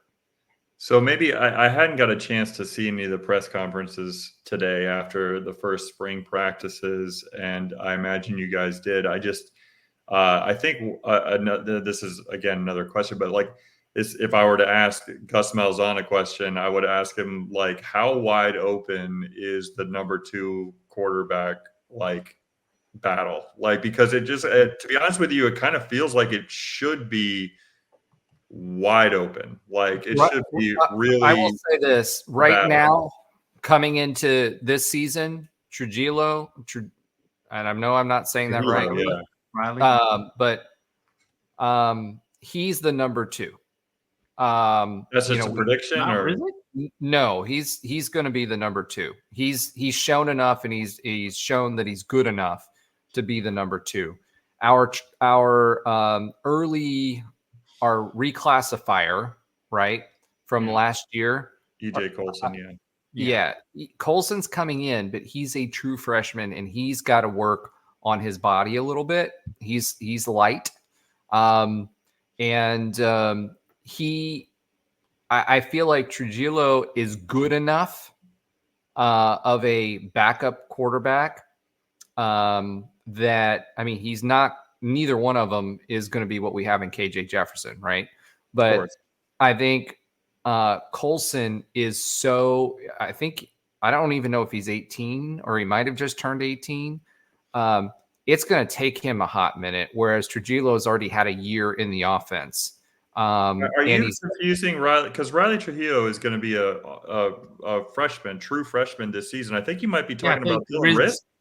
Are you talking about Dylan Risk? I'm sorry. Yes, I meant Dylan Risk. It's like, Riley Trujillo is a true freshman. I don't know why I was think thinking he might have Trujillo. a good chance of winning that job, to be honest. But yeah, maybe Dylan Risk could be another guy instead of Timmy McClain that would be the backup role. But I think it is pretty wide open in spring, going all the way. You know what? I didn't even remember that Timmy was still on the roster. Yeah, well, that's how sad is that?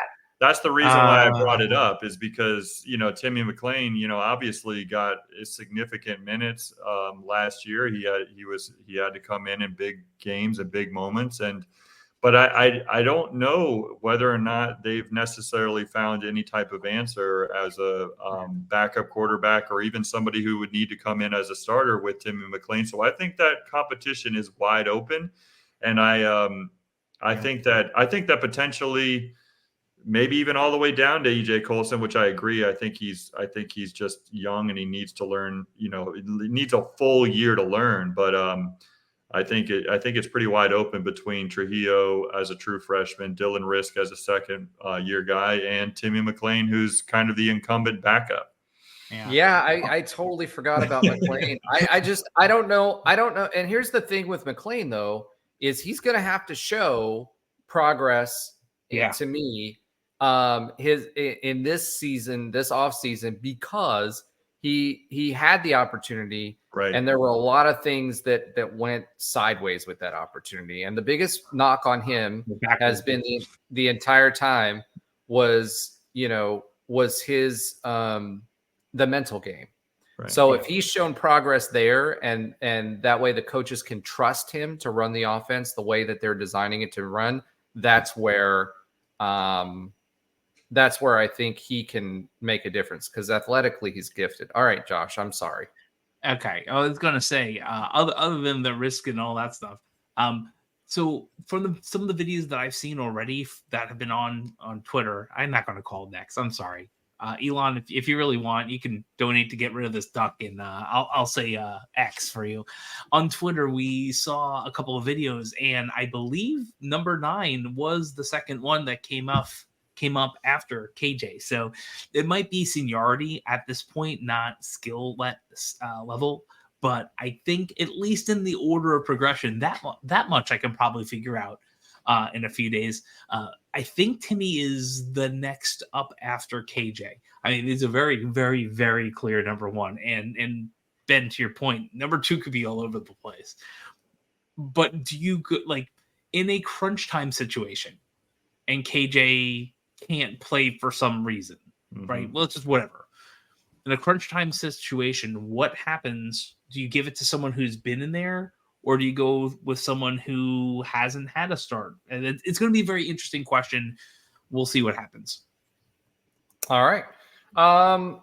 Okay. So, for me, that's spring is going to be really interesting. And I'm enjoying the fact that we can sprinkle football back into the discussion again.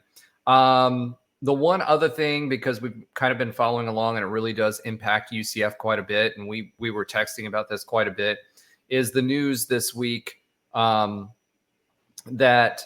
the SEC was pushing for the SEC and Big Ten were pushing for a significant amount more as far as revenue out of the college football playoff. And in the past, it was split evenly amongst the conferences as far as the payout from the playoff. And now they're pushing it so that basically the Big 12 and the ACC would split 32% of the playoff revenue, whereas before they each got 40%. So it's an 8% cut in playoff revenue, and they're pushing for basically a first round bye, in the playoff. So I feel like, and I'm just going to say this way, the current setup they're talking about is 3 automatic bids for the 2 Power 2 conferences, then 2 automatic bids for the ACC and the Big 12, and then 1 for the G5. So I'm gonna ask a couple of questions here. One, do you think that automatic bye is fair? 2, do you think they are just floating that to position themselves to get more revenue out of the playoff model? And 3, do you feel what do you feel the Big 12 and the Big 10 are going to get out of this? Because clearly they're going to win in some way. So those are my 3 questions. I'm going to let you guys talk about that. Go ahead, Josh. Sure. Because we used a lot of F words in that conversation. I'm just saying. Oh yeah. It was like bam, boom, onomatopoeia. It was amazing. Let me tell you this. This is what's going on. I think it's just negotiation. At the core of it is just negotiation. We're gonna throw something, I'd say, at the wall. They gave some percentages, right? These 2 conferences with the new reconfiguration had 72 or some odd percent of the total invitational, seats, because, undefeated teams should get in there, right? And that's what they should get. You mean like FSU or like UCF 2 years in a row, or either. Pick. It's a pick 'em. So I get they have statistical numbers to all this. To me, it's a let's see what we can get away with, or the beginning of a negotiation. Because the reality is, if everyone else but those 2 take their ball and go home, who are they going to play? If you want to, if they're not going to, it's a win-win either way, because from the playoff perspective, from a playoff perspective. I agree, but this is, to me, it's just a negotiation tactic, and it's not a bad one to start. I feel like some of that will come to the middle, but I will tell you, when we get to the point where we get to NCAA and basketball negotiations, if that branches out or breaks off, who's going to be the bully in that one? Our conference. Yeah. So I feel like and the ACC as well. Like, yeah. So the totality. Well, the totality of where this all goes, I feel like they're probably going to get more money. Yes, we're going to get. This is where UCF's unique. Everyone else in the Big 12 might be frightened about getting less money. You know who isn't frightened about getting less money? Us. Maybe Houston. So let me pause you there, because here's the thing. You're right in that point. The thing that I didn't mention in those questions was that Brett Yormark is also doing his own negotiating, and what he's negotiating on is tourney credits. So he wants more tourney credits for the Big 12. So another way that the Big 12 can separate itself is say, hey, you want to make that argument for the Invitational? Cool. But we've got 9 or 10 bids every year to the NCAA tournament. So, hey, our league is bringing in the eyeballs. We've got the most people participating in the tournament out of all the leagues. We deserve a higher amount than what the rest of the SEC brings to the table, because the SEC doesn't have that many great basketball teams. Yeah. So if you want to play that game, and that's not conjecture. That's one of the things that Brett Yormark is actively doing right now, and his push is our competitive advantage is basketball as the Big 12 conference. Yeah. The ACC used to have that. But the teams that we're talking about, especially with regard to expansion, that are talking about leaving Tobacco Road, right, are the basketball powers that were in the ACC. Yeah. SMU's not going to help you there. No. Stanford is not going to help you there. Cal is not going to help you there. Far. Well, right? So look who we brought in. Finish making the point. Yeah. The point is, at the end of the day, what Brett Yormark is doing is, I'm going to take my position of strength and position myself as the third best conference, and the ACC with FSU and what they're doing and what everybody else is looking at. Because remember, ESPN can right now say, hey, we're either going to keep riding this train because they have a look in, right? But by 2025, right, we've got a look in, or, if that's the case, then we're going to let those people slide into those other conferences, and the ACC is going to be screwed. Yeah. And I can tell you this right now, the FSU, if some of this stuff goes through with the SEC and the Big Ten from a football perspective, where the ACC is taking less of a cut, it adds to their argument that the ACC is holding them back financially. I mean, they are. They are. That's a given right now. So I will say this, and to your point, you saw that push for basketball for a while.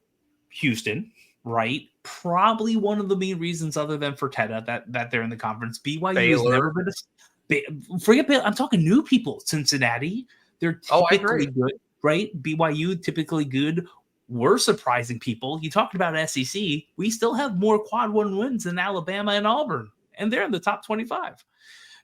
We have then look who's coming. Arizona State, Utah, Colorado. Sometimes they're good, right? Like, it's not like, hey, Missouri went over in their conference. Yeah, well, they've had some problems, but that's what I'm saying is the all-in on basketball and pretty darn good at football has to be the position. You have to have some type of power leverage, and we have that from basketball in spades. And basketball isn't a nothing type of money winner, right? Like, tournament credits can bring a lot of money. I mean, between Cincinnati and Houston, and even us a little bit, we left a couple of those coming back to the American. But imagine getting 10 or 12 people into the NCAA tournament each year, or somewhere even close to that. Well, and expanding the tournament credits. It would be... Well, think about this. If you're transitioning the thought process that they're trying to leverage in the playoff or the invitational, I'm going to stop calling it playoff. It's all about TV viewership, right? It's what it is. It's the invitational. So if you transition that thought process, you can make the same argument in basketball. Say, hey, you want to make that argument in football? Cool. Guess what? On average, we're bringing 10 teams. You want to expand it? Cool. But you're going to give us Autobids.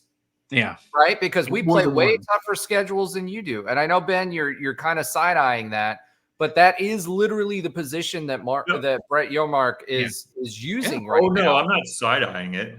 I'm not side-eyeing the position that Brett Yormark would have to or would be put in. The only thing I'm side-eyeing is like, why should any team get auto bids? I think it's a bunch of garbage. Like if we all agree that these are the best conferences in America or these are the best teams in America, then they'll be able to earn those spots by playing the dang game. What a concept. What a concept. Actually, are you talking about football or basketball? Listen, we jumped the shark against other teams. We jumped the shark on what should happen a long time ago. Yeah, you're right about what that. I'm I'm so like this. Well, this just brings me back to some of your original questions, which I don't remember. Yeah, Ben's yelling at a cloud and other things too. Yeah, I mean, it just brings me back to what you're like. I don't remember all three of your questions, but I think that they should. I think that those at the table, I guess, these other conferences that are at the table, Big 12 being probably the most powerful at that table outside of the two that are joining together to say that we're the best. I think that they should call their bluff. Go ahead, leave. See what happens. Go ahead, leave. Leave the whole thing. Take your ball and go home. Leave they should call their bluff. And it just goes back to what I agree with what Josh originally said. I mean, it is a negotiation tactic and everybody kind of gets it. And everybody, just like me, kind of gets a little annoyed by it and just kind of like, but why should they get a bye automatically before they play the contest on the field? Like, why should they automatically get a bye no matter what? Like, it doesn't make any. Like it's just again, and I know we've jumped the shark on this a long time ago, but it's just like everything about college athletics right now, especially college football, really almost exclusively college football. Actually, I should lump the rest of the sports in with this, but it is so like everything that they argue about is everything but what happens on the actual field. And that just really, really annoys me as somebody who never played football. That. Nobody can none of this is about that. It's about the money. That's what it is. I'm not allowed to I'm not going to just accept it because I know that fact, Roger. I'm not saying that. Okay, well then, we could just stop talking about it because I'm just supposed to. No. It doesn't matter if I accept it, I guess. No. I agree. Listen, I agree with your premise. 100%. Yeah. You know that. You know how I feel about all of this. I think this is the degradation of college football. It's disgusting is what it is. It is. It's 100% that way for a number of reasons. Not just because it's a collegiate game and nobody's under the auspices that they don't make money or anything like that. But it's not a level playing field. It never has been. No. And that's okay. But that doesn't mean that you don't cut. And UCF is a perfect example of this in 2017 and 2018, right? That doesn't mean that you take the ability to compete away. Right. At the same time, you've got the same situation. Look no further than our Big 12 tournament. We're essentially playing we have to play 3 games to get to the tournament championship, whereas everybody else doesn't either. If we're playing in the same conference, why the heck are we doing that when everybody else can't? So there is precedent for it. My position on this is, and I guess what I was trying to illuminate was, don't should yourself, because it's about money. And that's why the Invitational is what it is, right? And at the end of the day,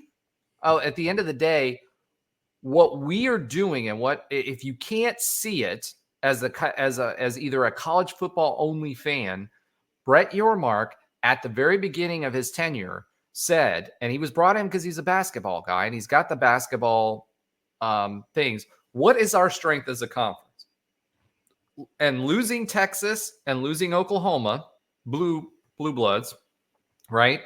In college football, although Texas hasn't done anything in a decade, they haven't done anything in basketball in a decade either, right? It's the other teams that have been carrying the load, right? But what have we been doing? What is his strength as a negotiating position? It's basketball. And that is the one thing that separates us from the ACC. And that is the reason that, when we're talking about these separate, I can tell you this right now. Brett Yormark is not going to make the Pac-12 move, which is bite the hand that feeds you. And so what he's not going to do at any point is advocate for, and even going back before Yormark, what the Big 12 didn't do is bite the hand that fed it. The ACC has done that. The Pac-12 has done that. The Big East did it. And we saw what happened to the Big East when we joined, right? Yeah. So the druthers, what's going to end up happening is there's going to be a power 3. And the reason there's going to be a power 3 is because you're right. They still need to play us, but there's a certain level even within the power conferences because there's consolidation. And I was saying it on Nightline since I started looking at the Disney and the ESPN balance sheets in 2016, 2014, actually, because I was on the calls. But at the end of the day, what Brett Yormark is doing right now is he's positioning us to be the 3rd best conference. And if there is consolidation, we're the ones going to be absorbing others, just like we did with the Pac-12 versus the other way around. And his predecessor, give him credit for inviting UCF, BYU, not Utah, I'm sorry, Cincinnati, and I don't remember who the 4th team is right now, but Houston, because nobody really cares about Houston except for maybe in basketball now. That's cool. But, give him credit for acting and stabilizing the conference instead of biting the hand that fed you. Had the Pac-12 taken the same amount of money that the Big 12 was getting, they would still exist as a conference today.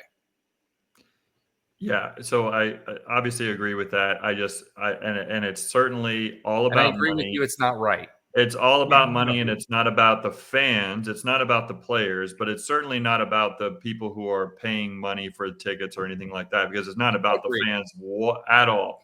But what would be interesting, though, in this new era of college football, football, not really necessarily with college jerseys on, not necessarily college football anymore, is what would be interesting in this whole process. Because if we're talking about blowing it up as well, it's just such an interesting process to me, because it's hey, we need to make sure that we're like set up for the future so well, but we're also going to hang on to the thing that's been around for 100 years, which is called this conference name. That's the funniest thing about it to me, is like the Big Ten, they're always going to be want to call the Big Ten. Vanderbilt is always going to be want to be in the SEC no matter what. Yep, and exactly. So it just doesn't matter. Like like they want to hold on to it, because what would be actually good for the future of college football in this new era, if they're going to blow it up anyways, is to actually just create 3 or 4 conferences like professional football would do, and have them be more regional, and you have a regional schedule and a few games that are outside of your region, and then you have a legitimate playoff and a road to do that, to get to that. I know I'm speaking from a fan's perspective, so not that anybody cares about what the fans want in this whole situation. So I just think it's interesting how they claim the reason why they're doing all of this is to set their sport up for the future, and yet they want to hang on to everything that is rooted in 100 years of history, because it's rooted in 100 years of history. And I think it's ridiculous. They're doing it for the tax break, and they're going to hang on to the tax break as long as they possibly can. Yeah, and that's the biggest have your cake and eat it too situation I've ever heard of in my life. I agree. It is at the end of the day, but it's like I told you, like back when we were on Nightline. And I know I keep going back to Nightline, but we've been talking about this for literally since 2016. And Andrew didn't want to talk about realignment, but we would slide it in there all the time, right? At the end of the day, and Josh, I promise I'll get to you next. At the end of the day, the best thing that could happen for college football is, and I've been saying this since 2016, since we were going through all this realignment hoopla with the Big 12 back then, is that college football has a commissioner that has real power, not relies on the NCAA, who has to deal with all this, the tax exemption, because that's really where all of this is coming from, right? Is their status as a nonprofit organization, not for profit, nonprofit Who's organization. paying those taxes? It's the fans who are getting. I agree, but if you're looking at it from their perspective, they're getting all this revenue, they're consolidating the brand. We knew that there was a bubble as far as how much people could get paid, right?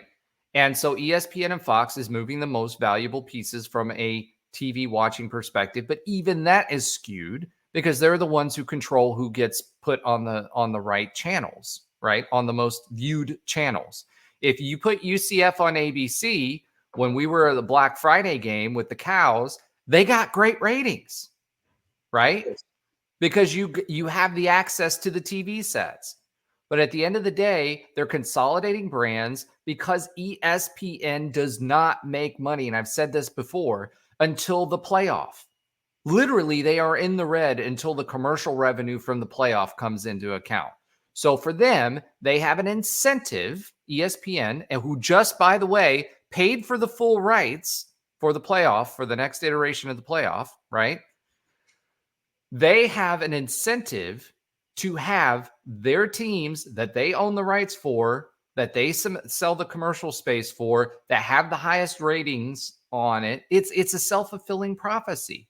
It's a dollar grab. So what can the Big 12 do? The Big 12 is being as smart as possible with all this. But for college football, the best thing would be to have a commissioner, go ahead and start paying the players and bring that all in-house under a corporate structure, right? Pay the taxes and then have collective bargaining. That would be the best thing for the sport to fix it. But in order for that to do that, that means Ohio State has to hold their nose, right? And have the same deal as what UCF does. And that's the difference. Go ahead, Josh. So it's what a lot of people don't know. So yeah, the Big 12 is a 501c3 organization, which is intriguing. What most people don't know is the NFL is a 501c6, so they are also a nonprofit organization of a different ilk. The 3 and the 6 are different. I'm big in the nonprofit space. I can get the details in a business podcast if we ever do that again. But the reality is that there are so many things. I love Ben's rant because there's so many things that don't make sense, but they're doing it all for money. At the end of the day, why do we even have this conversation about the Big 12?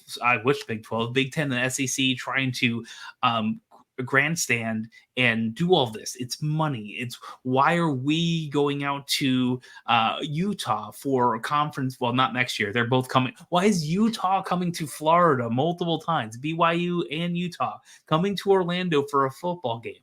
A, it's going to be pretty cool. B, money. So it's really cash rules everything around me. It has been, it will be, and unfortunately, Ben, it's not going to stop. But I'm not sure where it's going to go. So I'm at least happy we're on this side of the fence versus where the Cows and a lot of other people are. Even beyond the Cows. I mean, think about Virginia Tech or even Miami at this point. Yeah. I think we're better positioned going forward than what Miami is. 100%. How crazy is that? Yeah, that's nuts to think about. We are for sure in better position than Miami right now, no doubt. Because, I mean, you think about it, like they don't have as much foundational ground to stand on than even FSU does right now. So, and they certainly don't have the backing of the conference that we have. So it's an interesting point that we are probably in a better position than Miami. Here's the question. Is Miami the P5 Cows? I think they've been the P5.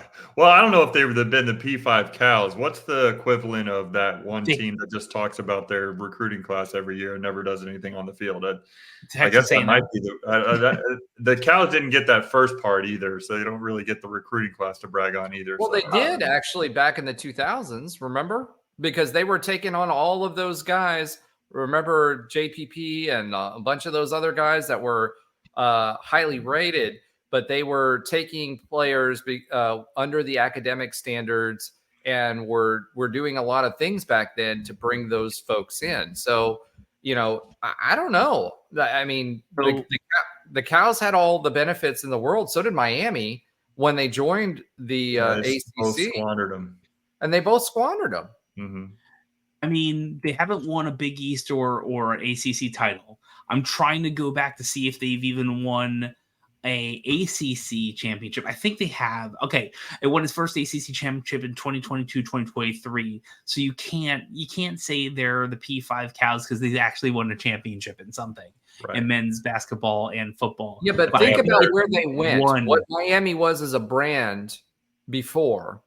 Right. Oh, and where I they are that now. Part of it. It's no longer conference championship is no longer the dividing line for them because they won the national championship so often.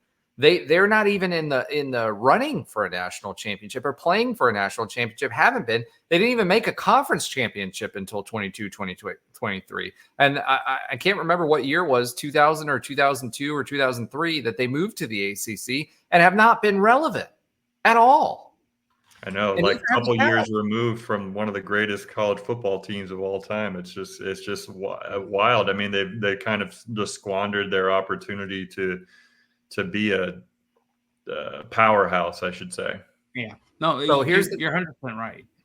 Where's the give back? Where's the give back to the fans, I think is what you're asking. Where's the give back to to the teams? So and I'll just say quickly the original premise of this conversation. I mean, I just think that the rest of the conferences, in particular the Big 12, needs to hold firm and needs to be a tough negotiator in this process back at the Big 10 and the SEC, because I think they're going to be the facilitator. I don't think they're going to be the ones. I think they're going to be the facilitator. They're going to be the ones in between. I think the ACC and the G5, unfortunately, are going to be in the position where they're going to be in the and I'm not talking about all the teams in the ACC. I'm talking about Jim Phillips is going to be the one that's going to have to do the pushback. I think Brett Yormark is in a position where he can be the good guy and side with the SEC and the Big Ten. Remember the alliance?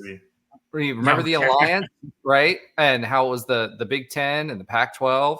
And, guess who was on the SEC side? The Big 12. Guess who they voted with? The Big 12. I think the Big 12 is in the prime position that they don't make noise, but they facilitate and negotiate as much as they can get out of it. But I think they're going to be with the Power 2, and they won't be at the level of the Power 2. But if anybody gets stripped, it's going to be the ACC. The teams that are worth it that they don't take are going to be absorbed in the Big 12, and I think those are going to be your three conferences moving forward. That's what I think is going to happen. And whether they go in and they fully merge and regionalize and do whatever, I think that's what's going to happen. Yeah, and I'll say that's probably the best scenario for UCF topping that you could put on this crap sandwich that is the whole of college football. So I guess of the horrible scenarios that could occur, that's probably the best one for us UCF fans. So I guess I'll take that if that actually happens. Yeah, I feel like for once we ended up on the right end of realignment. Thank goodness. So, all right. Before we move on to a few things, I know, Ben, you wanted to talk about, I just want to go real quickly back to this, the net comparisons for basketball. I think that's important to talk about. And you'd mentioned that you had some net comparisons between last year's team and this year's team. Yeah, I'll be quick about it. I mean, we talk about the benefit of being in the big, in the Big 12 and being in such a better conference, a 7, 8, 9 bid league as opposed to at max 2 bid league that the American is in most years.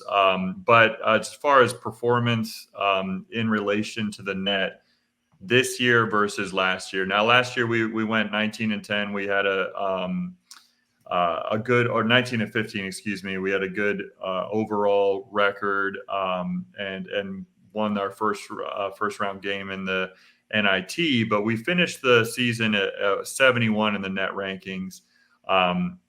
Overall, in quad 1 games, we actually had 10 quad 1 games, believe it or not, last year. We went 3-7 in those games. So this season we actually had a few more than that. We had 3 more than that. We went 4-9 in those quad 1 games. But I think one of the differences between our two seasons this year and last year was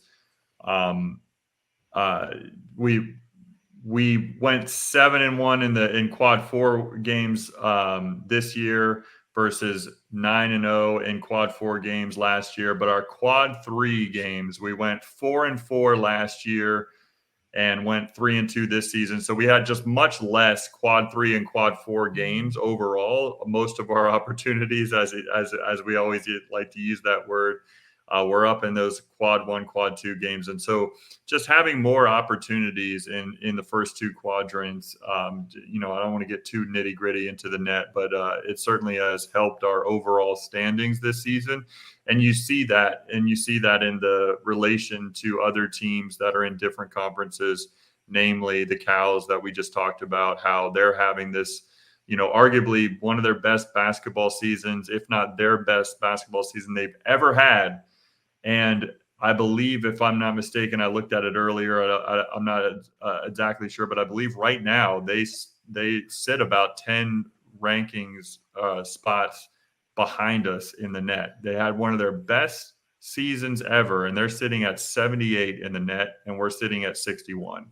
So I think that just shows a huge contrast between this season and last season as far as the conferences that we play in. And so, it can only, I think just being in the Big 12 is just a huge benefit to us, but also competing in the Big 12, as we talked about earlier in the show, is a huge benefit to us overall. All right. Thank you, Ben. And, I think that further illustrates kind of what we were talking about before, and even what we were just talking about with regard to basketball. You know what I mean? And and how we're positioned. So, all right. Well, we don't have Alan this week. I think he was at a car dealership. I think he's buying a new whip. I don't know what's going on. I know he had a lease situation going, but I've ridden in Alan's car, and he only rides baller status, so I can't imagine what he's getting. He does like his Infinities, though. I'm just going to put that out there. All right. So let's move on real quickly to baseball. And I mean real quickly because we're at 2 hours and 12 minutes. So much anticipated after, I think we were RPI up to number 6 after beating number 4 Florida at their place 9-6. It was a midweek game. Ben Vespi, again, showing that I think he's our best starter, to be honest. But then we turn around and get swept at Oklahoma in our opening series in the Big 12. The first game, that was a close match. We should have won. We had a lot of mistakes defensively that we made. That's uncharacteristic for this team and also for a Ben Wallace team. So it's tough. I don't know where this team is yet. I think a lot of it's going to be on the pitching staff. But offensively, we really didn't get it done. Oklahoma, their batting average was high, and we got creamed on Sunday. I mean, I think it was 14-2 or something like that. Yep. It was 14-2. It's tough. It's really tough to get a bearing on this team early, I think, because of the pitching staff. That was the question that we opened when we talked preseason. What did our pitching staff going to look like? What's the depth going to look like on the pitching staff? I think we do have some good guys in the bullpen. I do think that some of the guys that are starters today are going to be moved in favor of others that may be in the bullpen and rotated in to be starters. But we just didn't hit well. We didn't hit well this weekend, and our pitching wasn't good enough to get it done. And defensively, honestly, we should have taken at least one game out of this series. We're good enough to take at least one. I feel like this team's good enough to have taken two, but we just didn't get it done this week. So I don't know how we're going to fare in the Big 12, but I do have a lot of confidence in this hitting. And I do feel like we're gonna play better, kind of like the same way with softball. You know what I mean? Softball is kind of the same way. We played some big matchups early out of conference, and they lost those games, but they came back in the Big 12 conference and opened up the conference and played well against Kansas. So I'll leave that to our update, our other sports update. But the big question to me is still going to be pitching. Is that pitching staff going to come through at a Big 12 level? Because there's some real teams, as Coach Malzahn likes to say, in the Big 12 when it comes to baseball. And Houston, is a really, really good baseball team. Even Cincinnati is playing halfway decent, and they really have no business being a decent baseball team. So, any thoughts on baseball? Yeah, I think it was just a weird weekend. It's a long baseball season. I mean, 3-4. So the game on Friday night gets postponed to Saturday morning. Yep. I thought Ben Besby pitched a gem in that game. I mean, he really pitched well. He only gave up one run as far as earned run goes.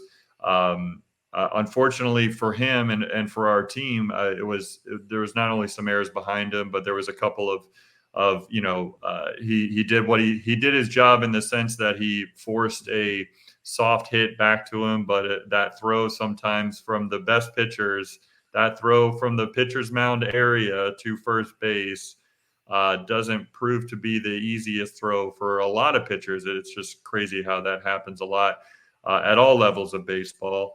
And unfortunately, there was a couple of throwing errors from Ben in that game. We lost a really close one. Oklahoma scores late to make that game 3-4. And just the way a baseball season goes and the way the baseball series goes, I mean, you just kind of don't know what would have happened if that score was flipped in the other direction. Unfortunately, we lose that one, and then all of a sudden it kind of snowballs into the next two, I think. And so I wouldn't put too much stock in this particular weekend. Got a great top 5 win in midweek. We've won 5 straight against those guys from Gainesville, so that's pretty cool. In Hatorland, who don't want to play us. Yeah. So, I mean, I guess I'll give credit to the baseball team because they've actually played us. But yeah, but certainly it was great to get our 5th straight win against them, and hopefully we can bounce back this week and make it 6, and we'll see what happens the rest of the season. But yeah, I wouldn't put too much stock with the weird weekend that happened in Norman, Oklahoma. I mean, they got a horrible weather delay on Friday night, and then that leads into a doubleheader on Saturday. But I'll also say, not to make too much excuses, that's also college baseball. That's baseball. You're playing a lot of doubleheaders because of weather delays and things like that. And so we need to show better response to that. And certainly better responses in the second game of a doubleheader after a very close battle in the first. We need to make sure that we can bounce back a little bit better than what we showed at Oklahoma. And I'll say to this, they're playing us away. They're no longer scheduling us at home. So yeah. Haterland. That's what I call it. It's Gatorland is an Orlando staple. I'm going to call it Haterland. So, Josh, did you have something to say there? Yeah, maybe the Big 12 is just a hard place to play on the road. Period. Like most people aren't doing well in basketball and football. Maybe iffy in certain areas. maybe just road games in this conference are hard for a lot of different sports. That could be it. But it's disheartening to see, I know it's a midweek game, but it's disheartening to see a great midweek game and then look like we have the shot to win, and then see Oklahoma basically get a run between two different games in about 10 straight innings, something like it was. It's amazing. I'm not gonna lie, it's amazing. But I don't want to be on the other side of that. So I'm just like we shouldn't have come to too far of a judgment when we got shellacked at Kansas State in our first Big 12 game in basketball.